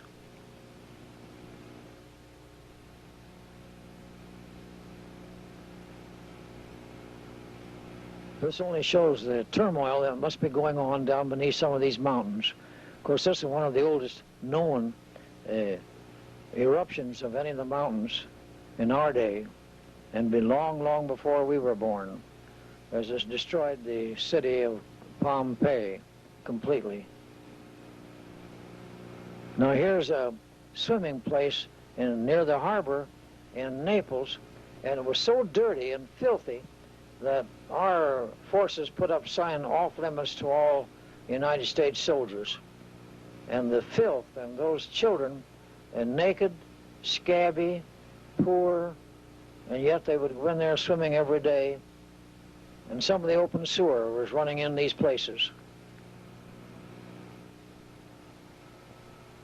It made me sick the day I took these pictures, almost thinking that Mussolini wanted to show us Americans how to live. He was living in all this filth. Of course, his headquarters were up at Rome.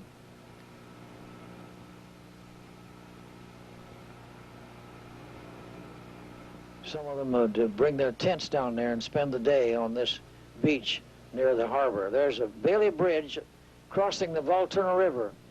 The Germans, when they retreated, they destroyed all the bridges.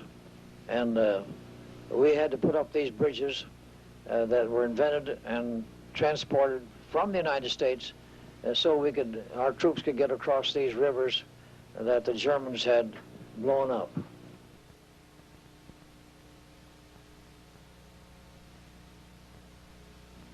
There's a lava that's flowed out of Vesuvius when it erupted while we were there. I'm sitting on a pretty hot seat because down in there you can see the red coals. There you can see the lava. Came down and destroyed this city. There's Colonel White and Colonel Haugen from Minneapolis.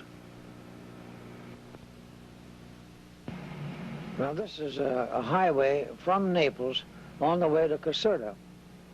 There's my steel helmet and bald head. And this was taken about over 40 years ago. And that is the headquarters of General Mark Clark at Caserta, where he had his headquarters for a long, long time. I do not recall just why this picture was taken, but I presume a picture of some of the farmers out in the country.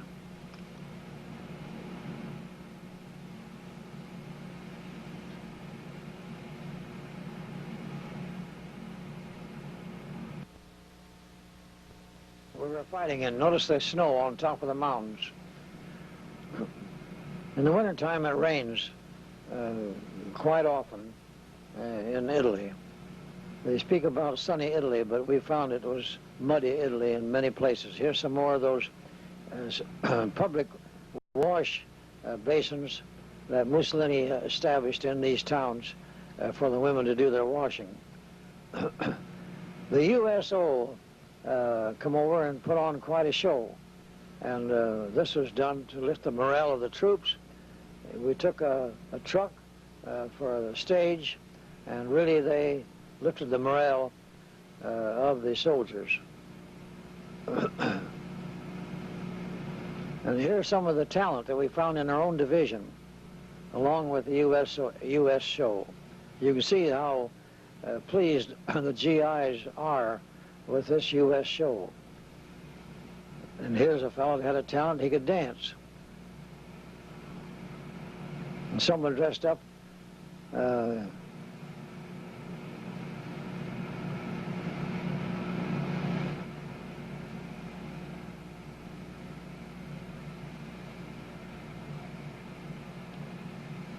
someone imitating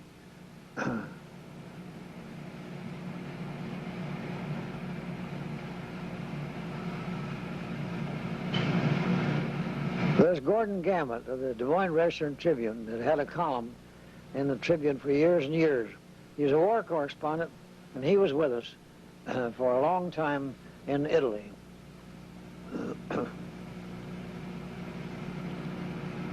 There's General Mark Clark.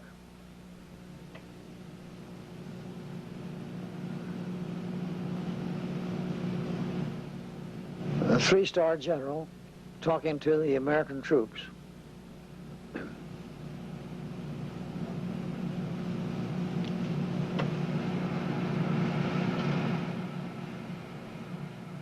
I remember some things he said in that speech. He told us that we shouldn't blame this all on to Hitler because of his arguments against the Allies, but he said they had some in their own blood. And he didn't want us to have much sympathy, but he wanted us to really get right down and hate the German soldiers, which a lot of us took exception to what he said, because they too were enticed to fight against us. There's the Long Tom artillery that was destroyed in one of these towns going up to the north. Our aim was, of course, was to drive the Germans out of Italy and conquer Rome and go on to the north. This is my tent right near Piedimonte, a short distance about 30 miles north of Naples. And that's my outfit. I carried my tent and my desk and paraphernalia that I needed. And here's my assistant chaplain, Chaplain Hall, from Texas. A very good, loyal chaplain.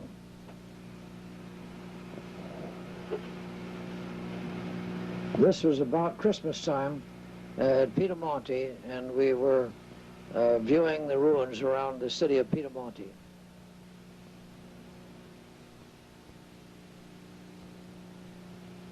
There's a river. It looked pretty clean, and I took a bath. Water was cold, but it looked clean. And I'm glad I did, because it was 40 more days before I really got a good bath. I had to bathe in the meantime out of my canteen as we're fighting on the battlefield. Here's some of the Italians coming through, coming home. The war for them had ended because Italy had surrendered. Here's some of the ruins in that city of Piedimonte. And when the Germans left, they blew up so many of the buildings on this main road to prevent the American soldiers coming after them. And we had to clean the streets out before we get through. And there we're fording this river because the bridges were blown out. And here some of the Italians had cut their corn and brought it in, which they do, and they have what they call husking bees. And they shell the corn. And here's a farmer with his oxen that he had in a cave and escaped being massacred by the Germans. After they husked the kernels of corn, they'd toss it up in the air and have the wind blow the chaff away, but nothing was wasted. They even saved the chaff, and they saved the husks. The whole family came out for these husking bees. I think there's a picture here of a mother feeding its baby coming up here pretty soon. Oh yeah, there it is. Now notice how neat and clean that corn was after they'd shucked it and tossed up in the air for the chaff and the husk to be removed. Now here these ladies are carrying these husks on top of their heads. Mussolini erected wash basins, public wash basins in these cities for the women to do their washing. This is a town called Elifi, and notice those onions growing around the village. And there was two priests told me that this village was constructed 4 years before the birth of Christ. It wasn't very long ago, all those onions, I was back there a few days later, they disappeared. And I stopped one time at a soup kitchen of one of the companies of the 34th Division, and they had good onion soup for dinner. And I knew where they got the soup, the onions, living off the land. There's a good yoke of oxen that had been spared by being hidden in the caves.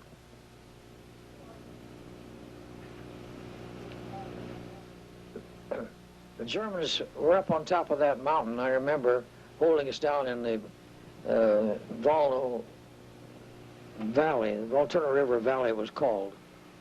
Here comes a girl pulling a donkey with some freight. There's the Volturno battlefield. The Volturno River wound its way around and around the mountains. And some of the GIs one day said, "Chaplain, how many rivers around here are called the Volturno?" And I explained to them it was the same river. And over there, so many of those buildings, and the people lived upstairs, but they kept the stock downstairs. This is one Sunday I was holding church services, and mud, mud, mud, mud. And the soldiers could not sit down for church, but see how they turned out for the church meeting. Here's the mud that the soldiers had to walk around in. Could hardly find a place to even sit down to eat their lunch. But we had mighty good cooks. There's coming through a town where the artillery had shelled the olive trees. Absolutely destruction.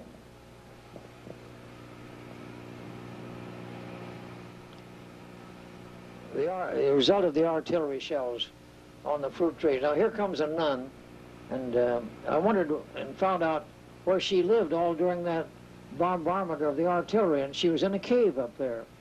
And the next afternoon as I came along, there were 2 or 3 of these nuns, and they had some children out there picking the lice out of their heads in the sunshine. Every time I think about it, my head itches, although I've lost most of my hair, all of it. There they are, picking lice. You almost hear that one crack.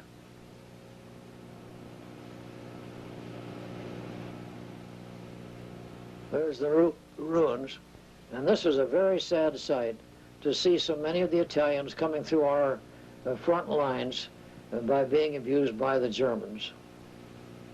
They hated the Italians because they had surrendered. We had some GIs out there in that field where those shells were coming in.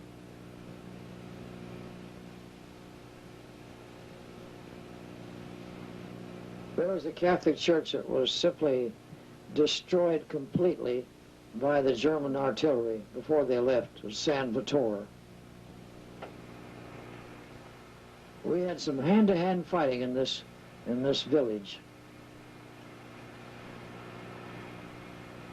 We were facing Cassino. I'm sure you've all heard about Cassino. Look at that woman carrying that trunk on top of her head.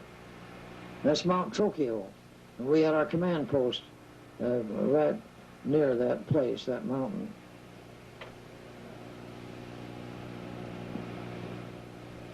This was a very bad place. This is the Rapido Valley. So many soldiers lost their lives, and facing the monastery on top of that mountain. And we were forbidden our artillery to shell, but one day we found out that the Germans were using the monastery for a hiding place because some firing came from the basement windows of the monastery, and finally word was received that we could destroy the building to go on our march to Cassino.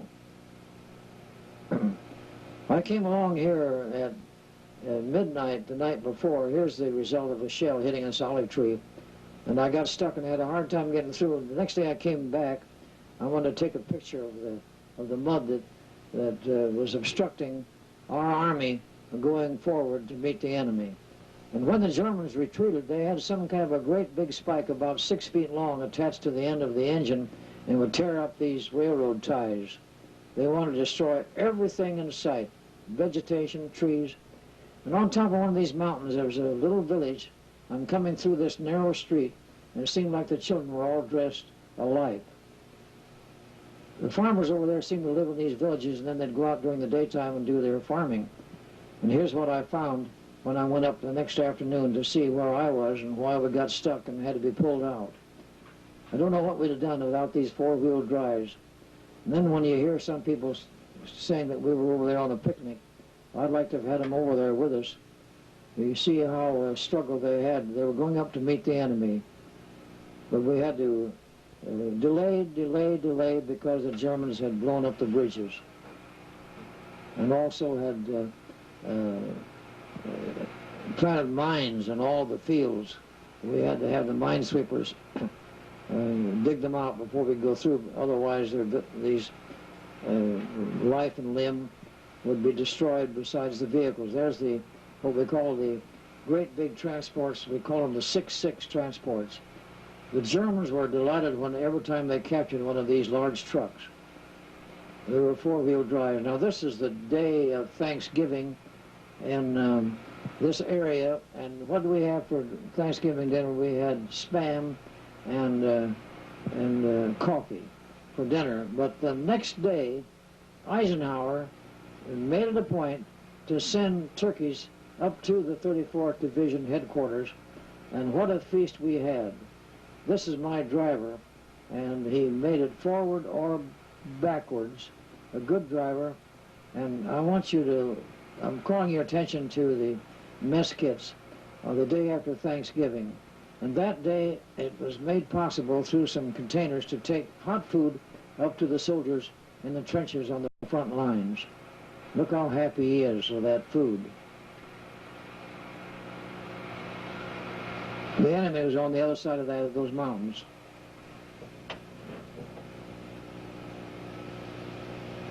It was in this area someplace. Oh yes, the dentist, rather than going down to where he was, he came up to the front lines, and this fellow had a terrible toothache. And you can see the operation right there. There's the tooth.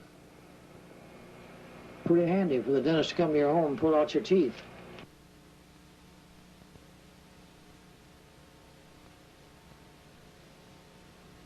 That's the way it was in combat. There's the Volturno River coming up to a casino.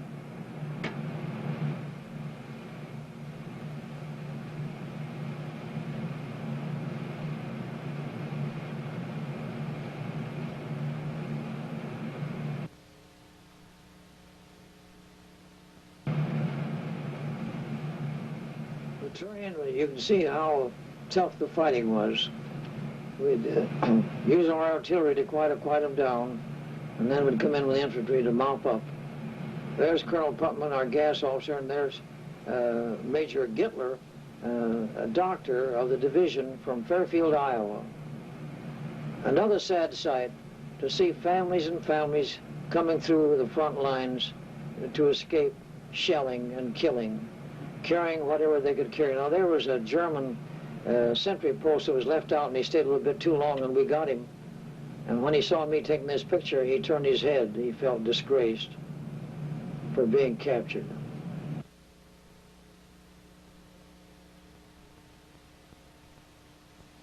Here was an Italian had a cave, and they were in that cave during the bombardment.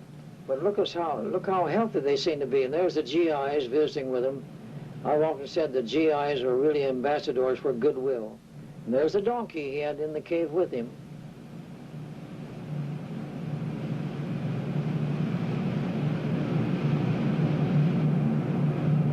Now watch the recoil of this 155. These shells weighed 98 pounds, and they had a capacity of, see the recoil, of flying anywhere from 6 miles to 16 miles, depending upon the powder bags that were placed in the barrel.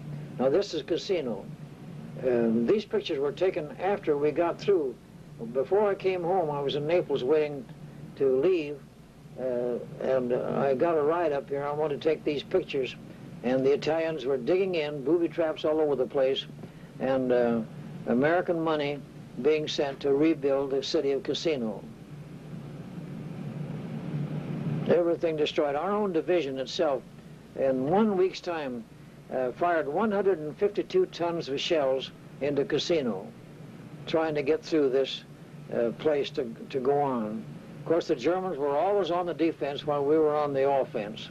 This is street in Casino. But the day that the monastery was destroyed, it sure lifted the morale not only of the troops from the United States, but also from Great Britain and also from France.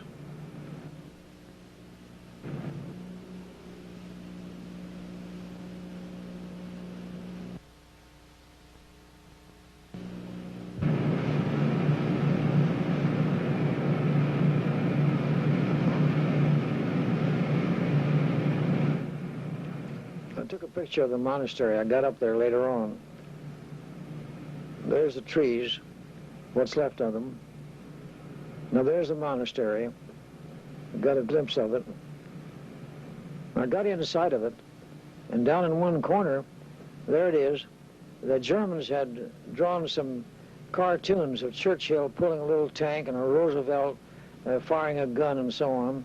But it must have been a cemetery that we established at Natuna. That's at Anzio Beachhead.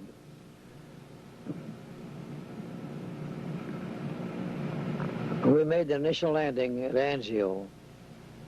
And that's General Truscott talking to the troops.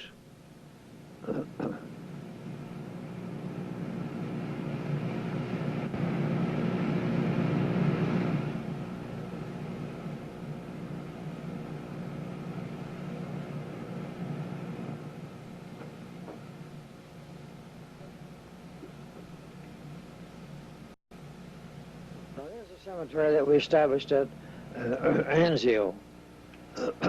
Just look at the graves. By that time, the United States had a old battalion called the Grave Registrations, and they came over and took care of the burying of the dead and also erecting these white crosses with the soldier's dog tag attached to the cross, and another one attached to his body.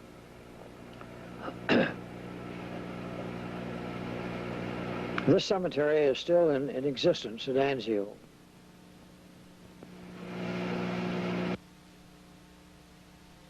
And this is the Roman Forum and the old ruins of the Eternal City.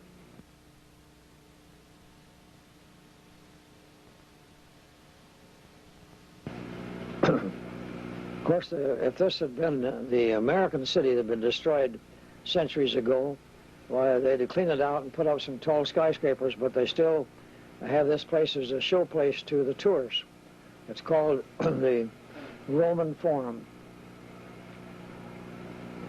And you can see some of the old pillars and some of the buildings that were left, and all of the artistic work designed by the masons and the artists in the olden days.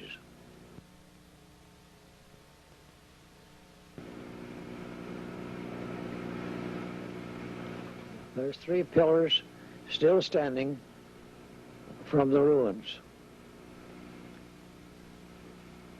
Look at all the carving around that monument.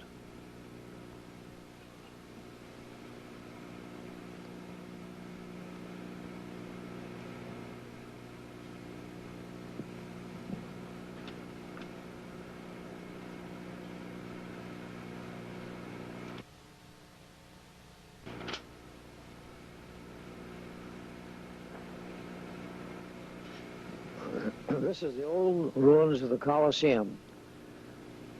As I recall, I held 2 church services in the Colosseum where such a history of the gladiators and the lions and the Christians and the enemy of the Roman Empire was put in to be killed, and the audience to their delight. Watching them being tortured by the lions, especially the Christians. Now we're coming up to the area of St. Peter's Church. A large forum, and above is a window where the Pope came out to give his blessing to those gathered down below. And that obelisk that you see there came from Egypt and set up in this area facing St. Peter's Church.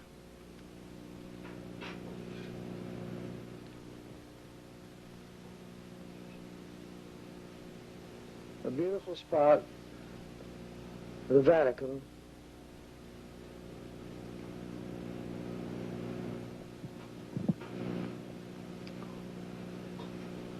When we first went, His Majesty and His Holiness the Pope came out to bless the audience. And of course it was quite an exciting day because it was early June when Rome was conquered and the Germans had left and gone north.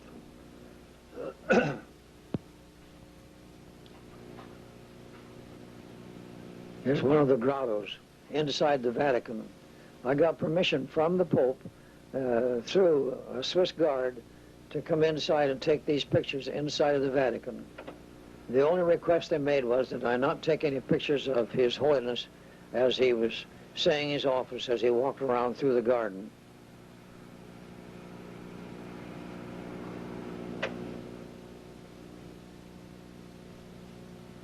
There's some of the scenes inside of the Vatican in Rome.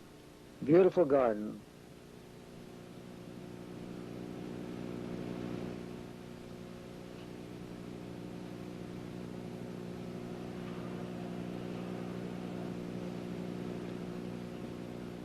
The pictures show up pretty good when you consider they were taken about 42 or 43 years ago.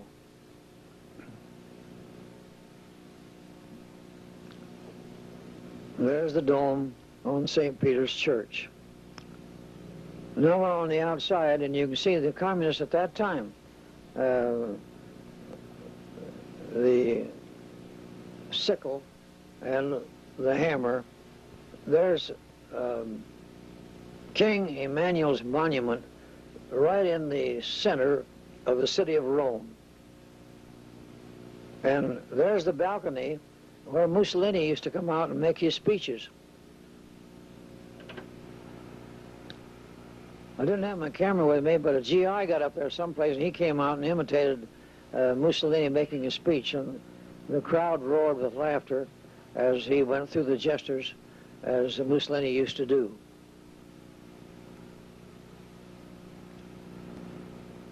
Now that's the Appian Highway leading on to Rome, where the Apostle Paul, when he was taken a prisoner to Rome, he walked up this same road as you see in this picture. There's the ruins today, as it still stands, of the old Colosseum in the city of Rome. We're inside of the Colosseum, and you can see some of the niches where they kept the lions to for show purposes and for the amusement of the Roman Empire in the olden days. There's the Allied command of in Rome. Here's another hearse and a funeral. Lots of scenes this way. There's von Ripper that came and was the first foreigner that was ever enlisted in the American Army. He was a prince of Austria. He hated the Germans, and he escaped underground and came down to Africa. He could speak several languages, and General Ryder, through some way, got him enlisted in our 34th Infantry Division, and used him on penetrating the enemy lines and bringing back information to our division where the German guns were and where they were. And then he'd be gone sometimes for a week or 10 days or 3 weeks. And he was a great artist with a pen. He could draw pictures with a pencil and show us the exact location. And by that way, he saved many, many lives because we knew where these German gun emplacements were located.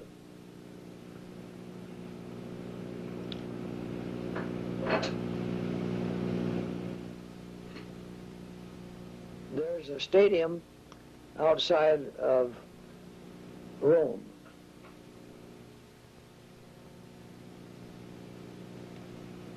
And we had a track meet at this stadium And around it you can see a statue of some of the famous gladiators and some of the famous athletes of the Roman Empire that goes back for centuries. Beautiful artistic work. And these statues are made of the finest kind of marble called Carrara.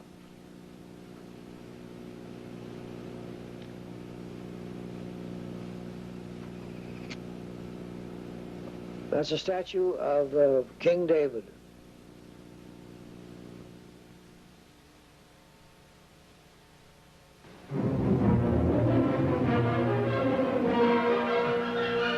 I was really very fortunate.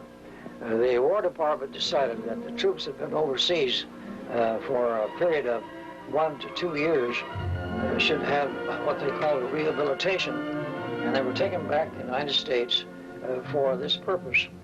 And I never thought that I'd ever have a chance, but one day the general called me up to his headquarters and said that there was space for 1 lieutenant colonel, and I was the one selected. And he was to let him know the next morning whether I'd accept it or not. When I asked him, well, do I have to come back to this place? And he said, yes, you must, because I can't get along without you because you're so familiar with the troops, and many of them you know by their first names. And so I decided on account of my family, even though I had to come back to Italy again, which I did not want to do, but I said, okay, I'll go. And it was certainly a highlight in my life that I got to come back after being over there for 36 months, away from my family and away from Des Moines and the church.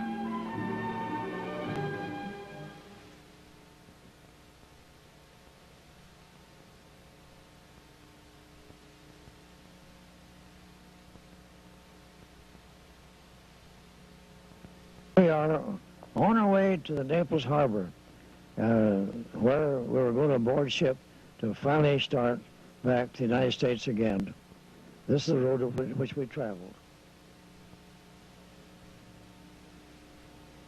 Beautiful harbor, surrounded by mountains. Scenes around the harbor.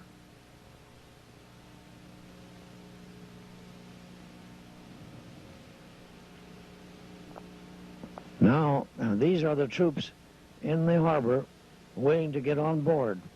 And what a happy occasion it was when one's name was read. These troops are waiting. All of them have been in combat for more than 36 months.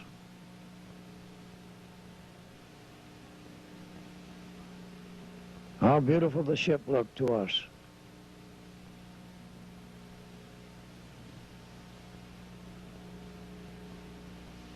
This was a British ship.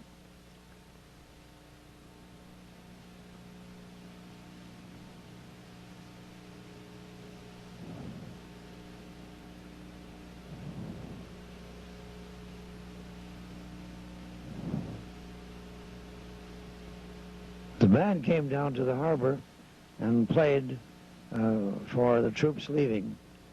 And there's a sign there, Bon Voyage. And they played the old familiar number, Old Lang Syne. All right, now we're on our way. And I got on board a ship. Several of them were lined up. And one ship appealed to me. And I got on board, and it was the USS Gordon, a wonderful ship. Very clean, just new on its first voyage. And while on board, when it was known by the captain that I was the chaplain, they had no chaplain, and so he appointed me to be the chaplain on the voyage. And believe it or not, I was taken up on a deck above a very fine stateroom directly across from the ship's doctor. His name was Dr. Louis T. Palumbo. He was the ship's doctor, and later on, he was appointed to be the chief surgeon at the Veterans Hospital at Des Moines, Iowa, when I was chaplain of the hospital for 17 years after the war.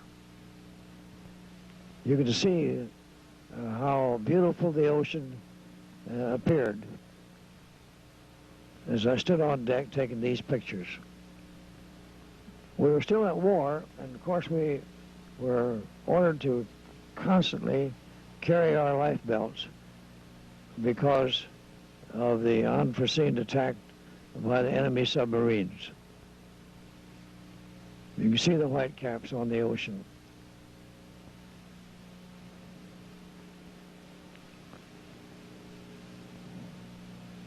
I'm surprised that I got by taking these movies on the convoy, but I was not molested. Here's the band playing for the troops.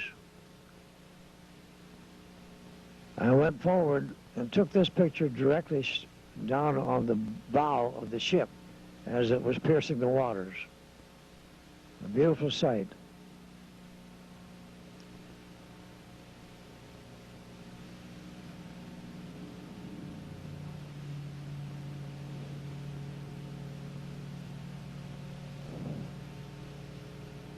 The ocean voyage. This is back at the stern, the wake, our ship. And our troops love to get out when the sun would shine on the deck to sun themselves. But every time we got in the way of a sailor, it says, "Gangway for a sailor." They were in charge and we were passengers. And we quickly obeyed. It seemed to be a very long voyage, and yet at the same time, we were looking forward to coming into the United States.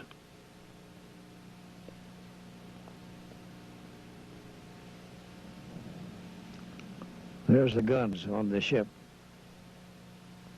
We were very well protected by United States destroyers on the way back. Here's the old man with his life belt.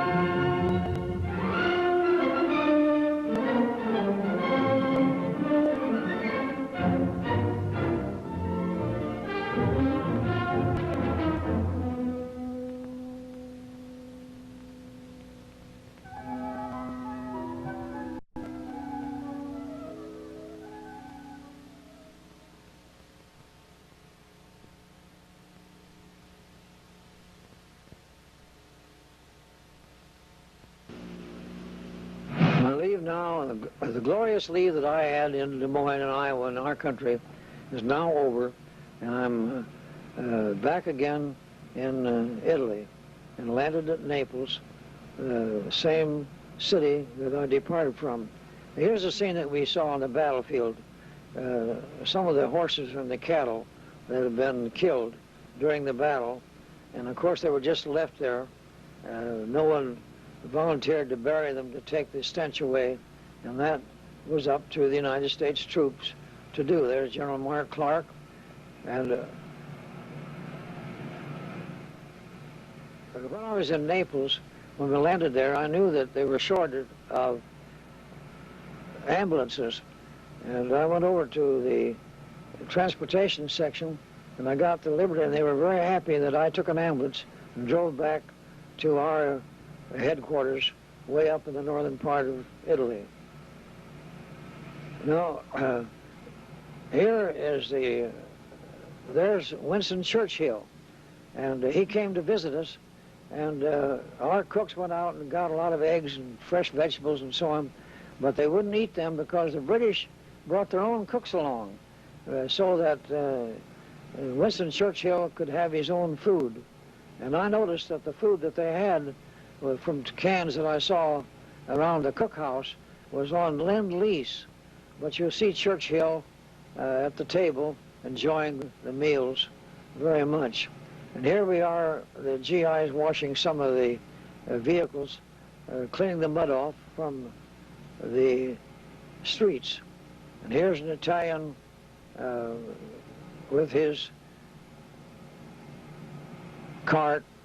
Here's another church service, and Corporal that I had could lead the singing. He was a good singer. He was a former teacher of music in the city of Springfield, Illinois, and a great help to me in our church services.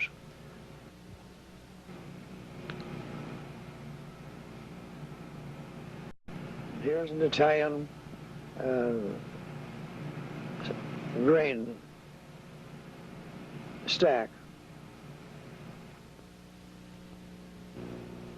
There's some of the trees that were blown up when the Germans retreated so as to block the highway, so to impede our going north.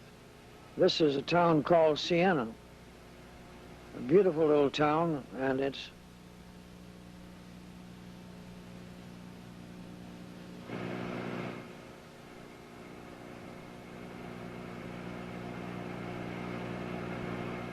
I climbed up in a tower to take these pictures in Siena.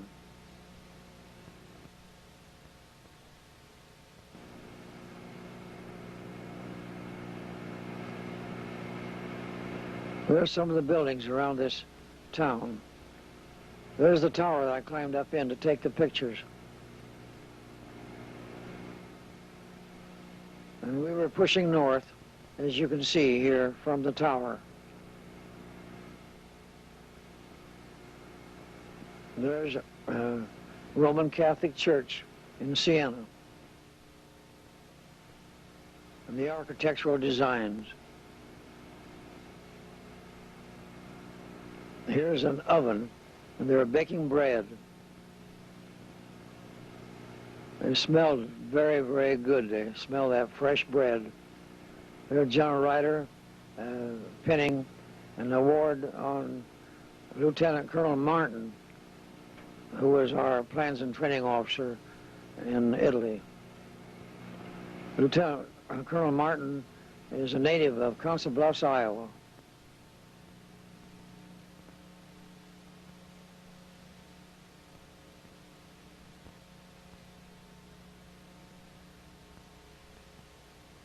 Around Florence, and our division liberated the city of Florence, a beautiful city.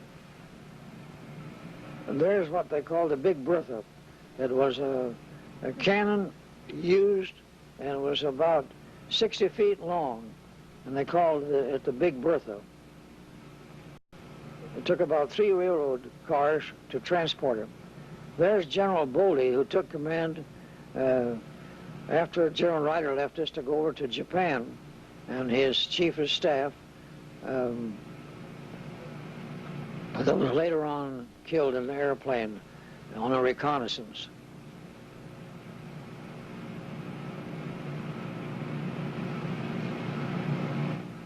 These are scenes around a beach. There's Norm Hendrickson, our chief of staff from Minneapolis, Minnesota, and a number of our men on division headquarters. Look at the beautiful flowers in Florence.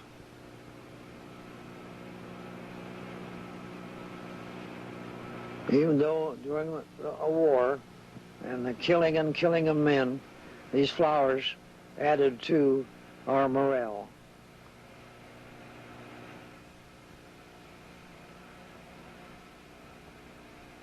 Here's some of the ruins of the devastating of the artillery shells coming into these cities and towns to liberate them, to drive the Germans on to the north.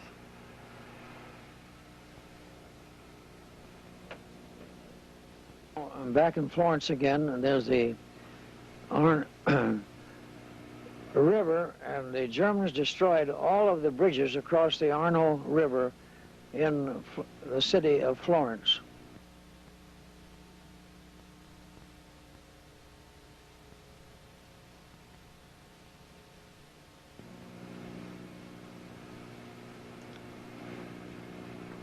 You can see how they topple the buildings down in the streets.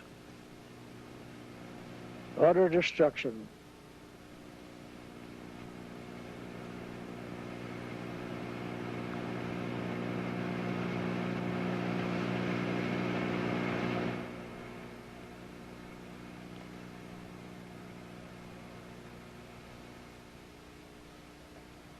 There's a triumphal arch in Florence.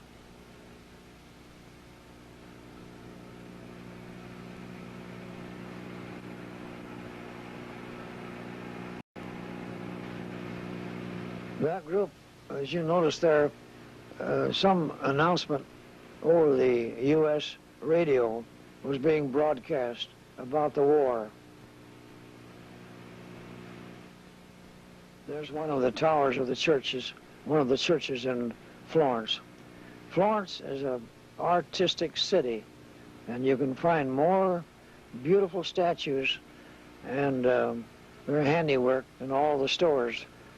The merchants at Florence, they hid these things away from the Germans. And when we came in, they brought them back out for display and to sell.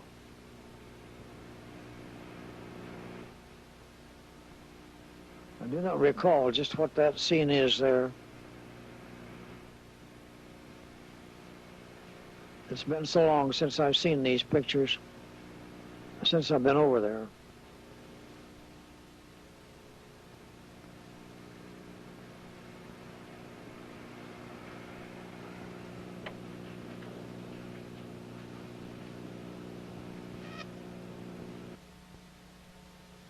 Statues.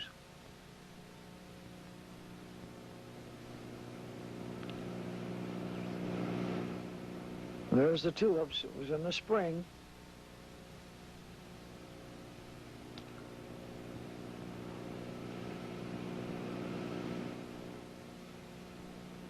This scene's taken around Florence.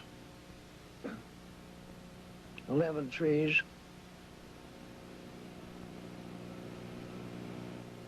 And here's a school, the children marching.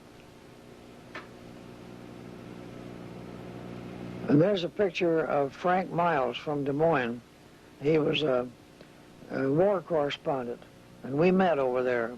He belonged to the church that I ministered to in Des Moines, the College Avenue Christian Church. He had a son, Bill, that was killed over the Isle of Malta.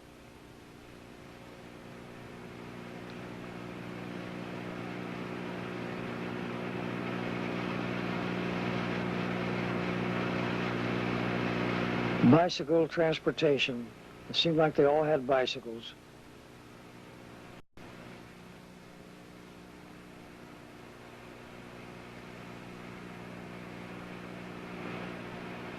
Well, we have a show over curfew, all troops.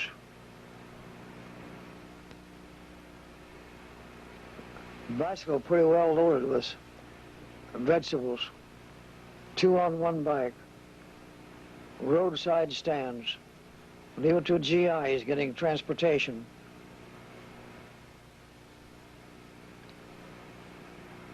Crossing the river, the bridge had been destroyed, and we were rebuilding them. Here's an outside theater in Florence where you could get a cup of coffee or tea and a sandwich, such as it was. Here's some of them moving back to their quarters after hiding in the caves and out in the hills during the bombardment. The direct hit in one of the apartments in Florence.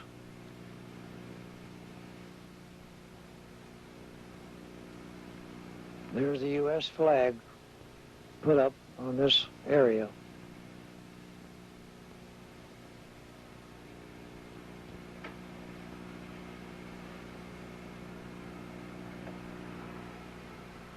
Beautiful flowers. This is a church service. You can see the cross, the chaplain's cross hanging up from the tree. There's up in the Alpines forest, the effect of the artillery shells as they'd fire through the woods, killing the trees.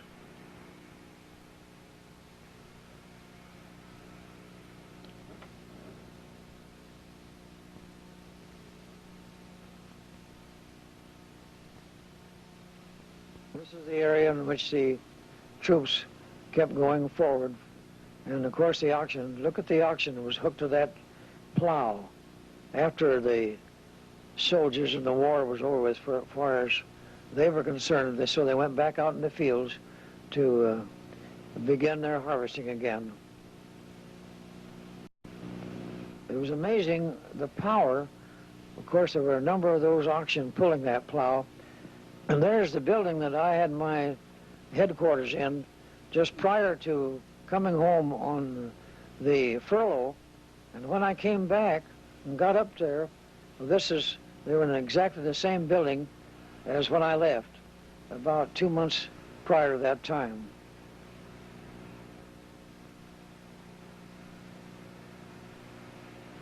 Here's some dignitaries that came up forward. There's our cook, that tallest fellow. He was a good cook. And this is the cooks at our mess at headquarters. And it was amazing how they could get food out of little of nothing. Here's our tents, camouflaged and protected with sandbags. Here's where the GIs lived and how they would protect themselves from enemy fire. Here's a post, a telephone, and it was a post where there's where the GIs lived. You can see where they built up their little shelters.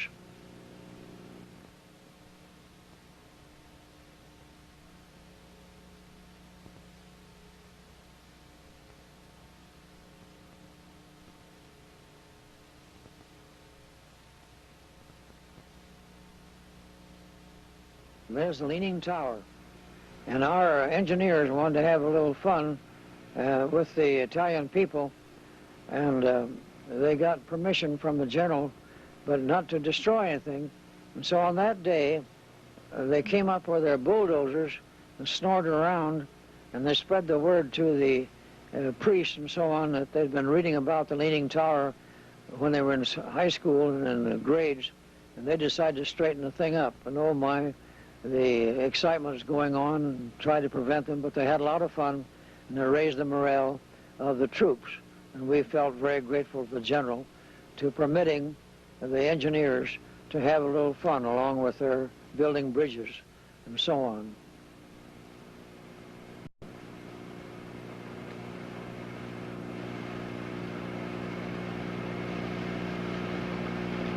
Some of the paratroopers coming in to land, which was a welcome sight because of they were our own troops.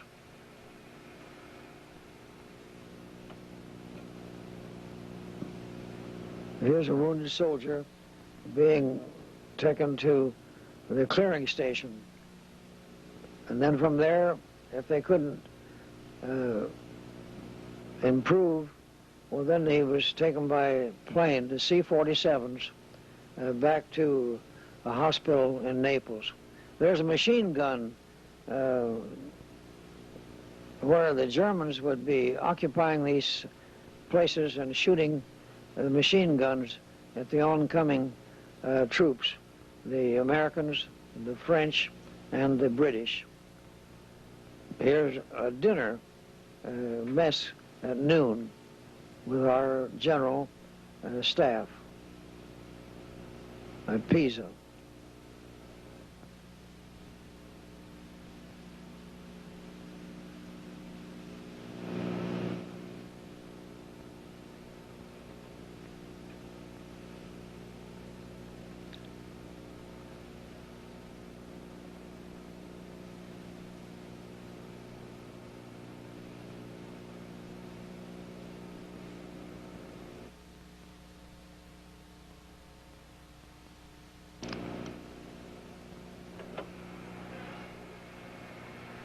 I took a trip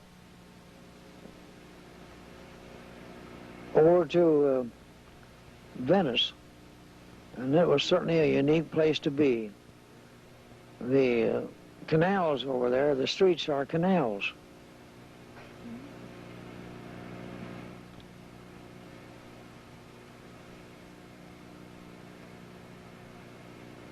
There's just some scenes around Venice, and you can see some of the destruction of the artillery shells on the city.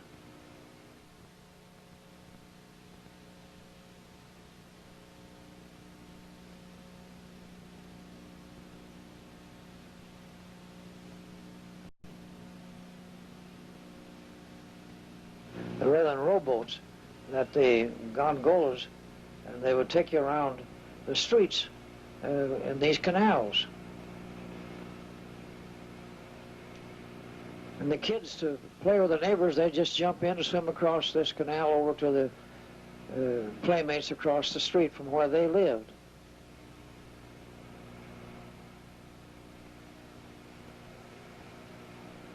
There's a beautiful scene in Venice.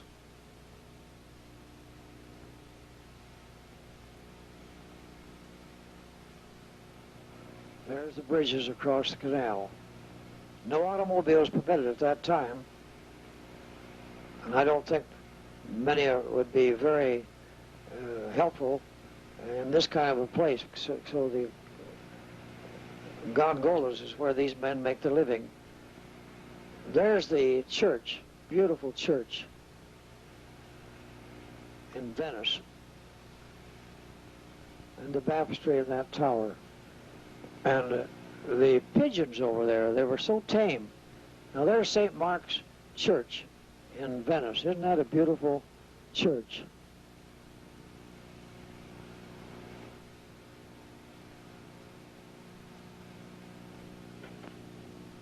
Here's the freight, just like our trucks. They're on boats. Another bridge. Here's a excursion boat taking people around the canals.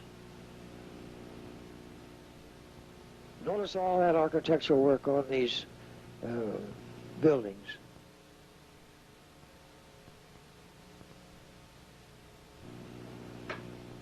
The gondolas.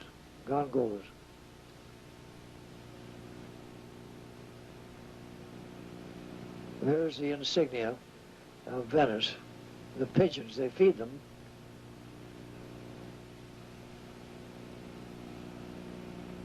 There's an air raid shelter right in the center of Venice.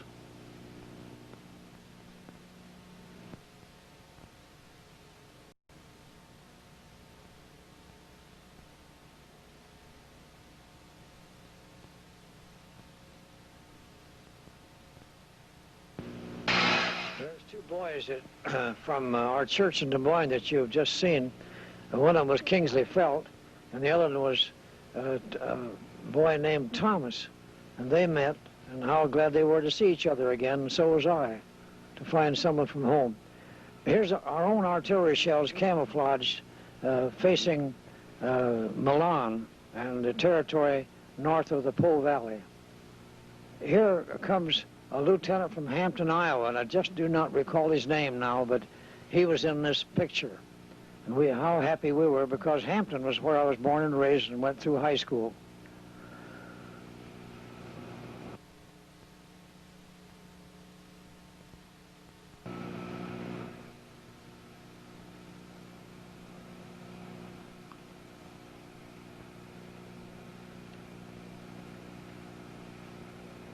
There I am out in front of my bunker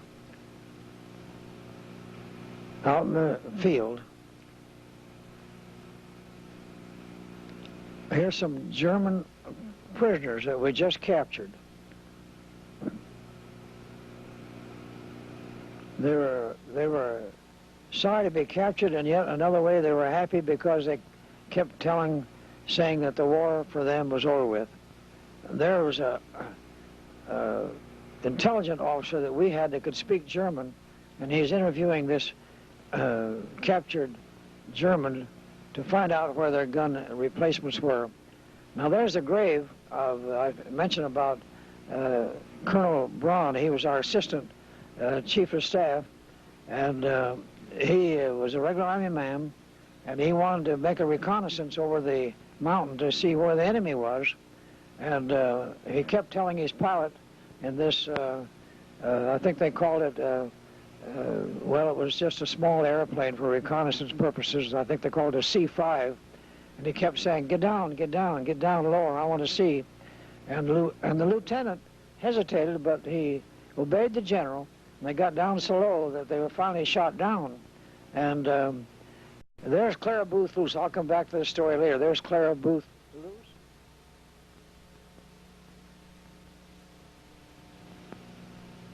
I wanted to finish that story about General Fawn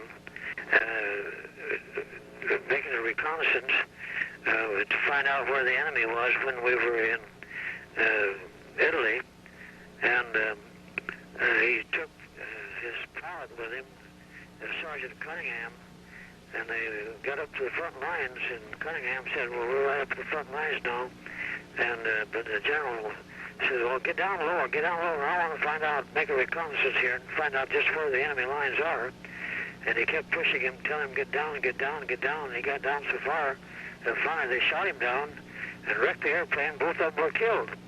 Well, later on, we found a German prisoner, and he told us exactly where the place was, and we found it as he had said.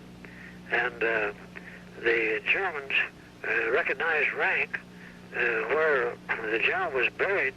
They made a cross out of solid walnut with his name and rank on it, and also another cross for Sergeant Cunningham.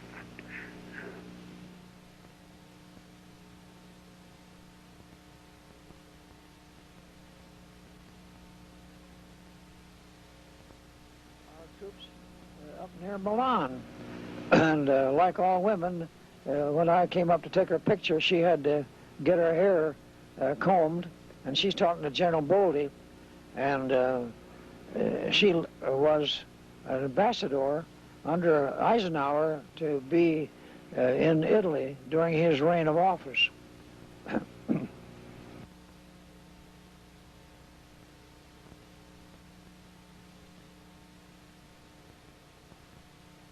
Guys weren't too happy about Clara Booth Luce coming up to see us because they had to build some outside toilets because she had to have something of that nature. And but nevertheless, they were ordered to do so, and they did it. Now there's a loaded club.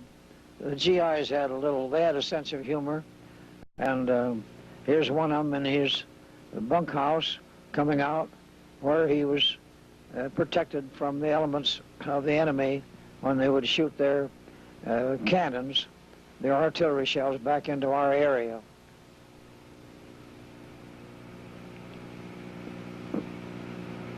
There's some of the GIs sleeping in their bunks and taking a little break. Wonderful way to live, but it's surprising how anyone will try to preserve his own life. terrain in which our soldiers had to fight. And the Germans always occupied the high hills.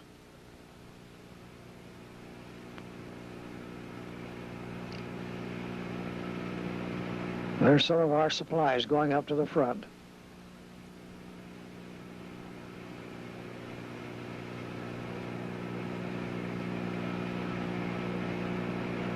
This is where some of our soldiers were bivouacked. And now we're up at Bologna and Italy, and this was the turning point.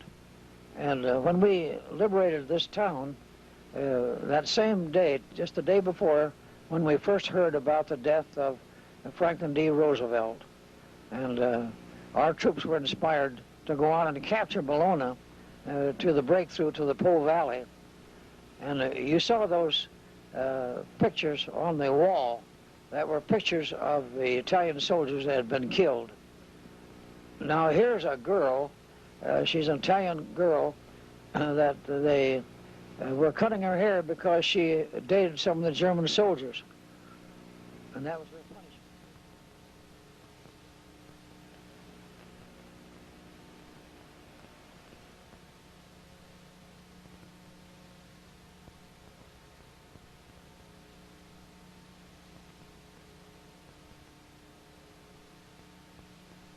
These are scenes around Milan, Italy, a beautiful city.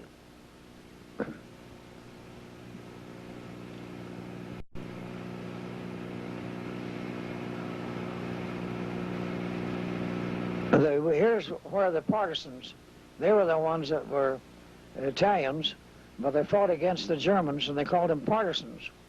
And even though it was our troops that really liberated Milan, that beautiful city, but nevertheless it seemed like the partisans took all the credit. Well, we didn't care. We wanted to go on. But that day they were called upon to pass, the partisans to pass all their ammunition and give it up, because they were shooting at each other. And we had truckloads of them, but of course some of them didn't turn them in, as we found out later. And here's the parade of the partisans and how they were cheered in the city of Milan.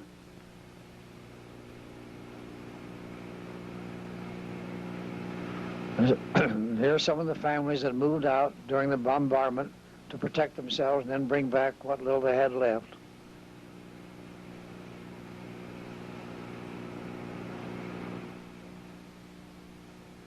They were marching, and how they were praised. These are the women. Some of the women partisans really were true soldiers.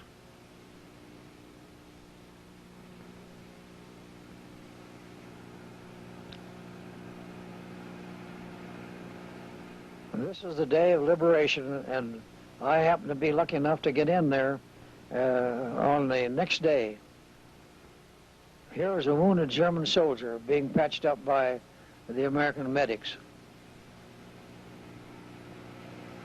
It's strange, one minute they're trying to kill, and the next minute, when they're captured, they try to save their lives. Here's our convoy going through the outskirts of the city of Milan. They threw flowers at us. We were really something in their sight to liberate them.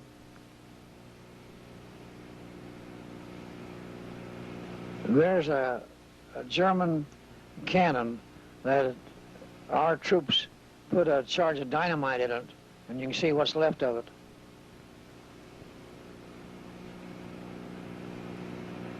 A Red Cross. They were very, very happy to see us. And the GIs liked it because when they would come to a stop, some of these beautiful Italian girls would come out and kiss and hug the American soldiers. They liked it.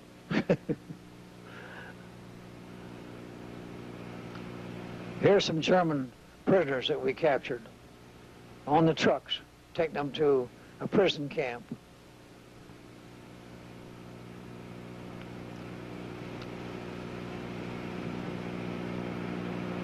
And again, we learned from some of these prisoners that we didn't know about it, but through their intelligence, New York City had been absolutely destroyed, and that we'd find out later they were telling us the truth.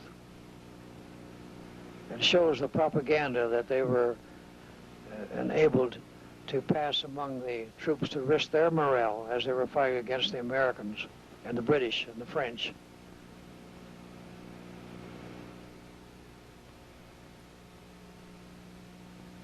I do not recall just what this is, but it's a canal somewhere in the vicinity of Milan and Turin. Now you can see the snow on the mountains. Those were the Alps that we're looking at. There's the name of the town. It's a wonder they left that. Some of my film that I took pictures of the name of the town, the Census Bureau cut them out. Well, it was in the paper all the time where we were. I found out later, there's Buella. It was a neat little town. And I met a lawyer there that had a sister in Milan in prison because they thought, the Germans thought, that she was too friendly to the Germans, and they arrested her and had her in prison. And he begged me, he couldn't get down to Milan, if I wouldn't go down there and through the intelligence and try to get her released, and which I did. And she could speak English, and I talked with her, and we got her released to the great happiness of her brother living in Milan. There's some vino that the troops are celebrating. Now here's a funeral of a large number of the citizens that have been killed in this area.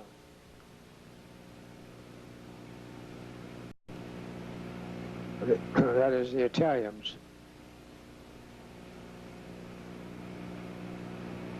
Marching behind I think there were 23 of them in this funeral parade.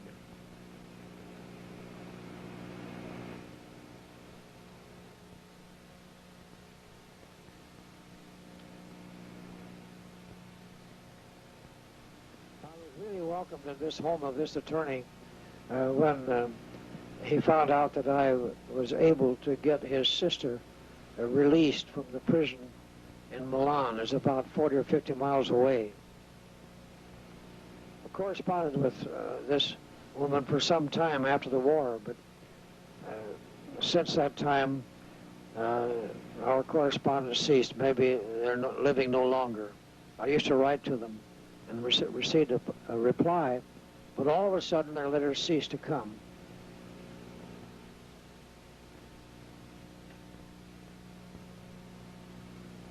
There's Milano.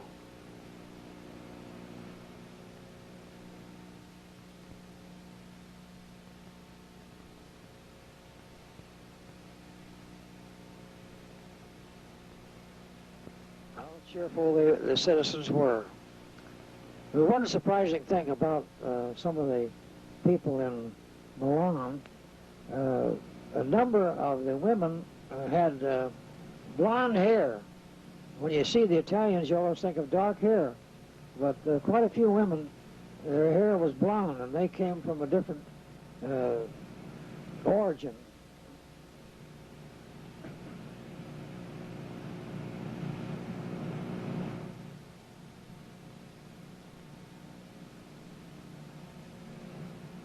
This is the cathedral, a very grotesque looking cathedral, but a piece of art. This is right downtown in Milan, the day after they were liberated. Mussolini and his henchmen had all been captured and hung from a gasoline station in the city of Milan. I was very anxious to get in there with my camera because I'd heard about they'd captured Mussolini trying to escape, and he was going to be hanged. When I got there too late, they had just cut them down from this filling station. And while I was there, the Italians on a ladder were painting the names of Mussolini and his henchmen on this. It was a Standard Oil station, but the bodies were still down there, and I took pictures of Mussolini, and I know the picture was good because the station pictures turned out all right, but that too was clipped out for some reason or other. I'll never know why. But I'll describe Mussolini. One eye was falling down on his cheek, and there's where he hung. You can see the name Mussolini, and some Italian put a broomstick in his hand, but he was very much subdued, being in death. And his head was resting on the breast of his mistress. Here's a GI in his foxhole.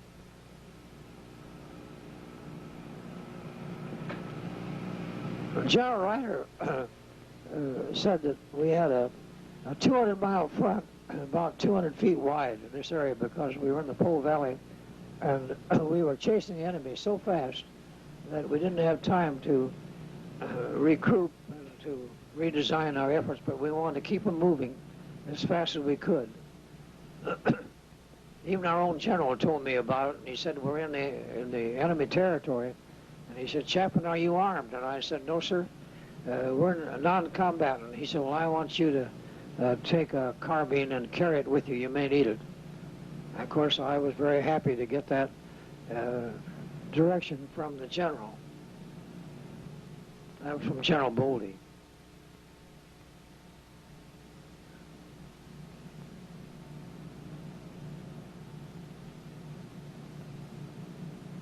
This is still in this town of Buella, a neat little town up in northern Italy.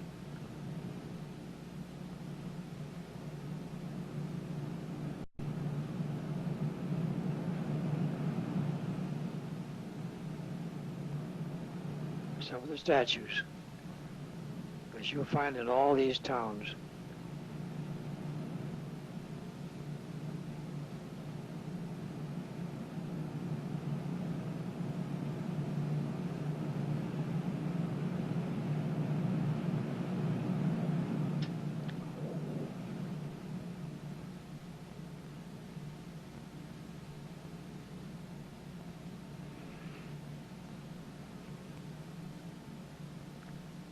Scenes around the city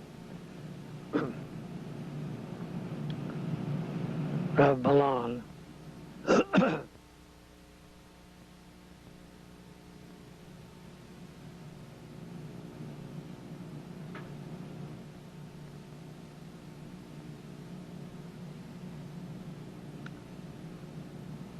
want to explain that it's been more than as I have already.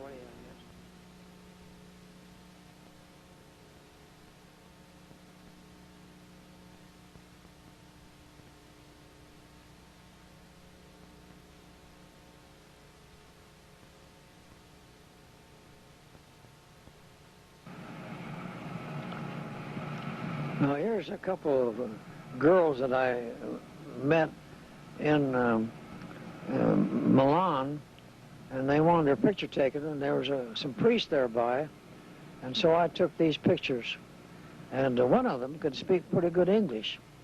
Now there's a harbor in Genoa, how the Germans blew up the ships when they retreated, which added, of course, to the delay of recapitulation. There's some of the buildings around the harbor that have been destroyed.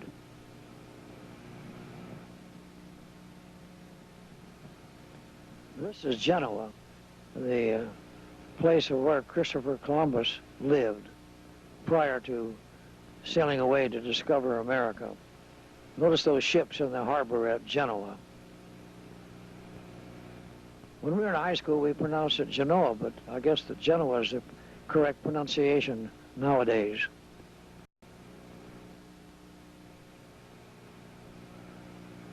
Now, I want to explain what this ceremony, we're up on the French border, and the French flag came down, and the United States flag went up on this side. There's General Boldy, and also that in the light uniform is a French general in that area. You remember Mussolini, when he had the advantage, he sent some troops into France, and this is on the border, and retaken by the Italians.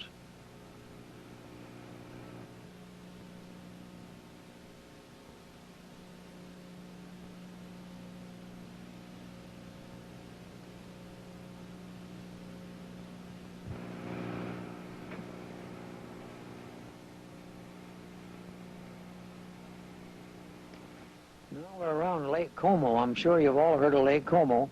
And this is where they captured, the partisans captured Mussolini on trying to escape through the gap. And I was on a speedboat. I've forgotten how I arranged for this trip, but he took me around the area and pointed out to me some of the famous places where the Germans occupied Lake Como.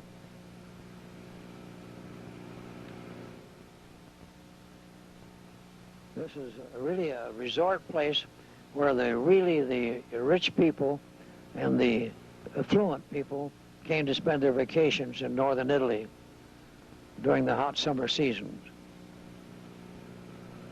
Now, to our surprise, and no doubt to yours, we were fighting against the 34th Infantry Division of crack troops of Germany, and we captured them intact in this area. And this is some of their equipment that we captured. It was quite a feat to think that we both had the same name, the 34th Infantry Division. Now here is how the women work over there. She's got some wood, carrying wood to heating purposes and cooking purposes. And notice how these Italians really load on the wood to pull up to their homes. But look at those heavy pieces of wood that the women are carrying back home to the fireplace.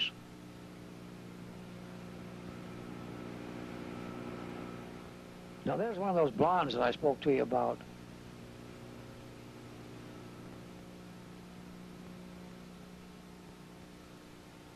Meeting each other when they're coming back into their city after hiding in the caves outside the city during the bombardment.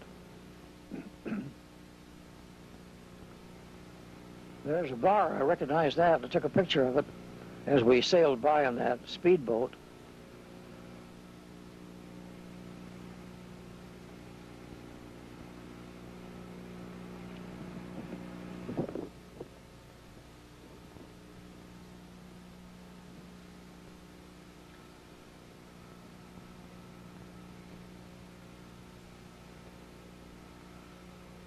If I recall correctly, we're going over into the French Riviera, and Eisenhower and his staff designated that this is going to be a rest area also for the American troops as well as the British. And they picked out and stayed in some of these beautiful hotels. The charge was $1 a day at that time, and it used to be about $15 a day during the time before. There's Monte Carlo. And we went through here on our way pushing the troops back.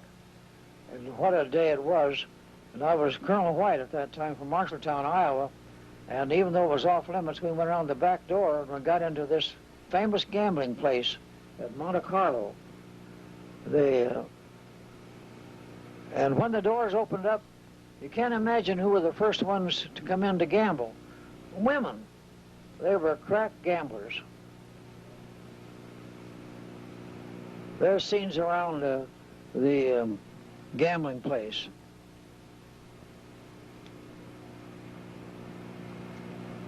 There's the playground of France.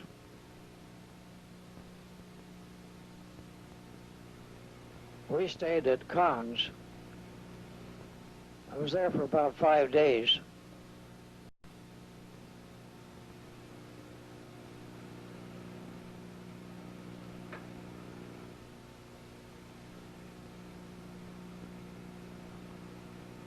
Now there's a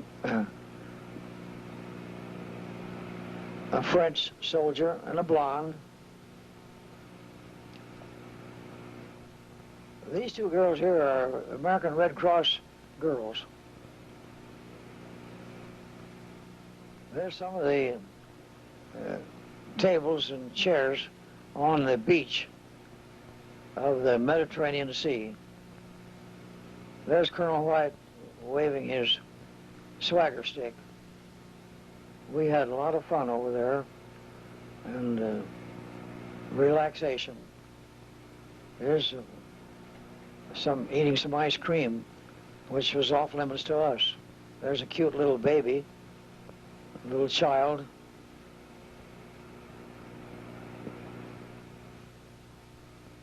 Look at those nice motels and hotels around the Riviera in France.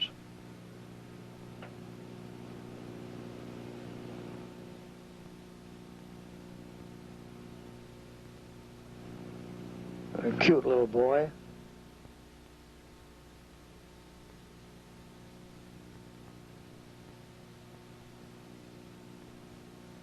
Just beautiful scenery.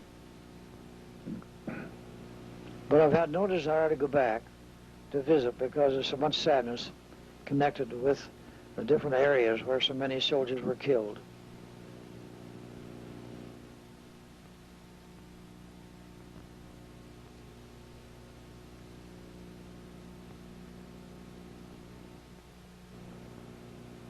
Well, here is General Smuts from South Africa.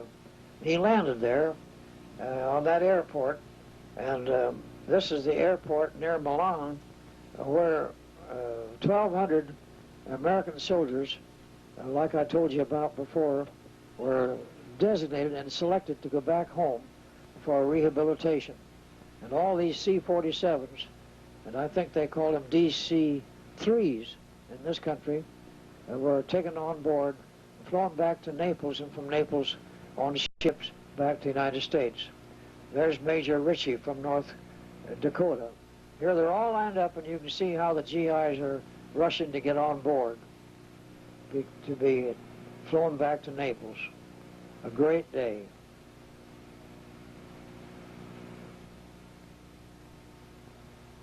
I envied them because I remember the joy that I had when I went back to the United States for 30 days. There's Colonel Connolly from Marshalltown, Iowa. At one time, he was the head of the Iowa Highway Patrol when they were organized. He was a real man, dedicated. I'm in some airplane somewhere because I took that picture outside the window. But I've forgotten how and where. Oh, I know now. I was going back from Berry to Naples. There's my pilot. And that's a B-24, I think. And this is the airport that they were landing at Tunis. These are some of the fighter planes that are coming in after they've been on a raid up to northern Italy. These are fighter planes. Some of them were those F-51s, I think they called them.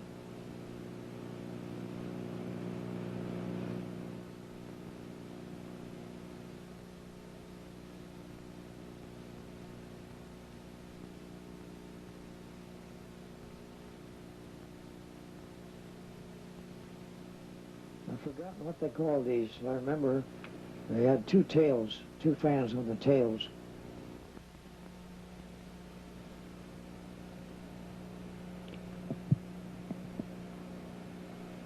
I was mistaken. That was the Naples airport that I was talking to you about.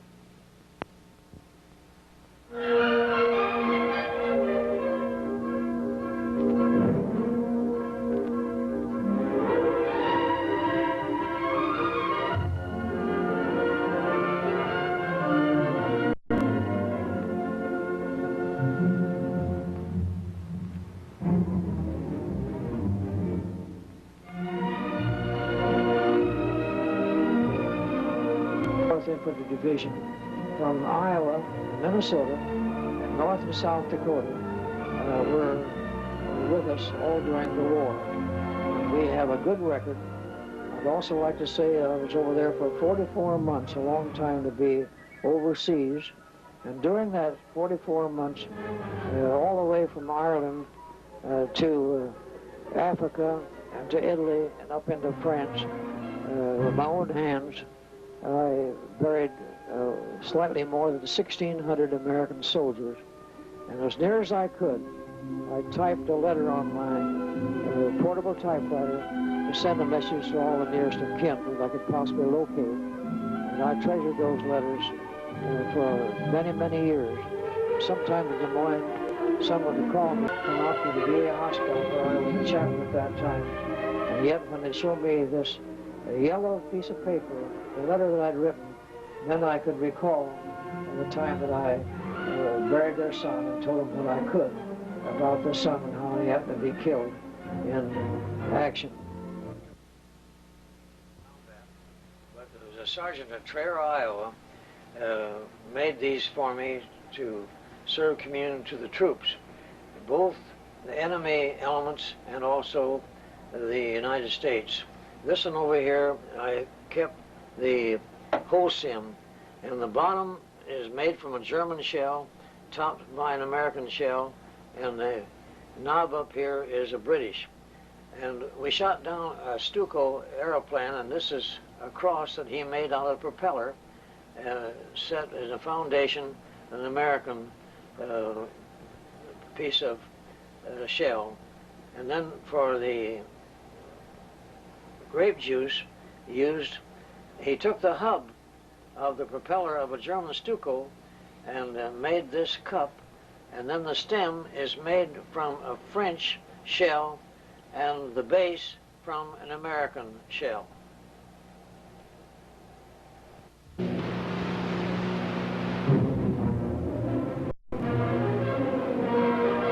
conclusion, I hope you enjoyed my movies of the 34th Infantry Division during the years of World War II. I appreciate our son Donnelly for the time and the expense given in preparing these pictures. It's a joy knowing that after I'm gone, my movies will have a meaning because of my narrative for many years. It is also a joy after these years to be able to share my movies with you, the members and friends of the 34th Division and their families. You have a right to be proud and to remember your division had more days in combat, over 600 days than any other, and equipped with the capturing of more than 40,000 prisoners. The 34th Infantry Division, ranked second to none, stands tall in the scroll of honor among the greatest fighting units that ever carried the stars and stripes into battle.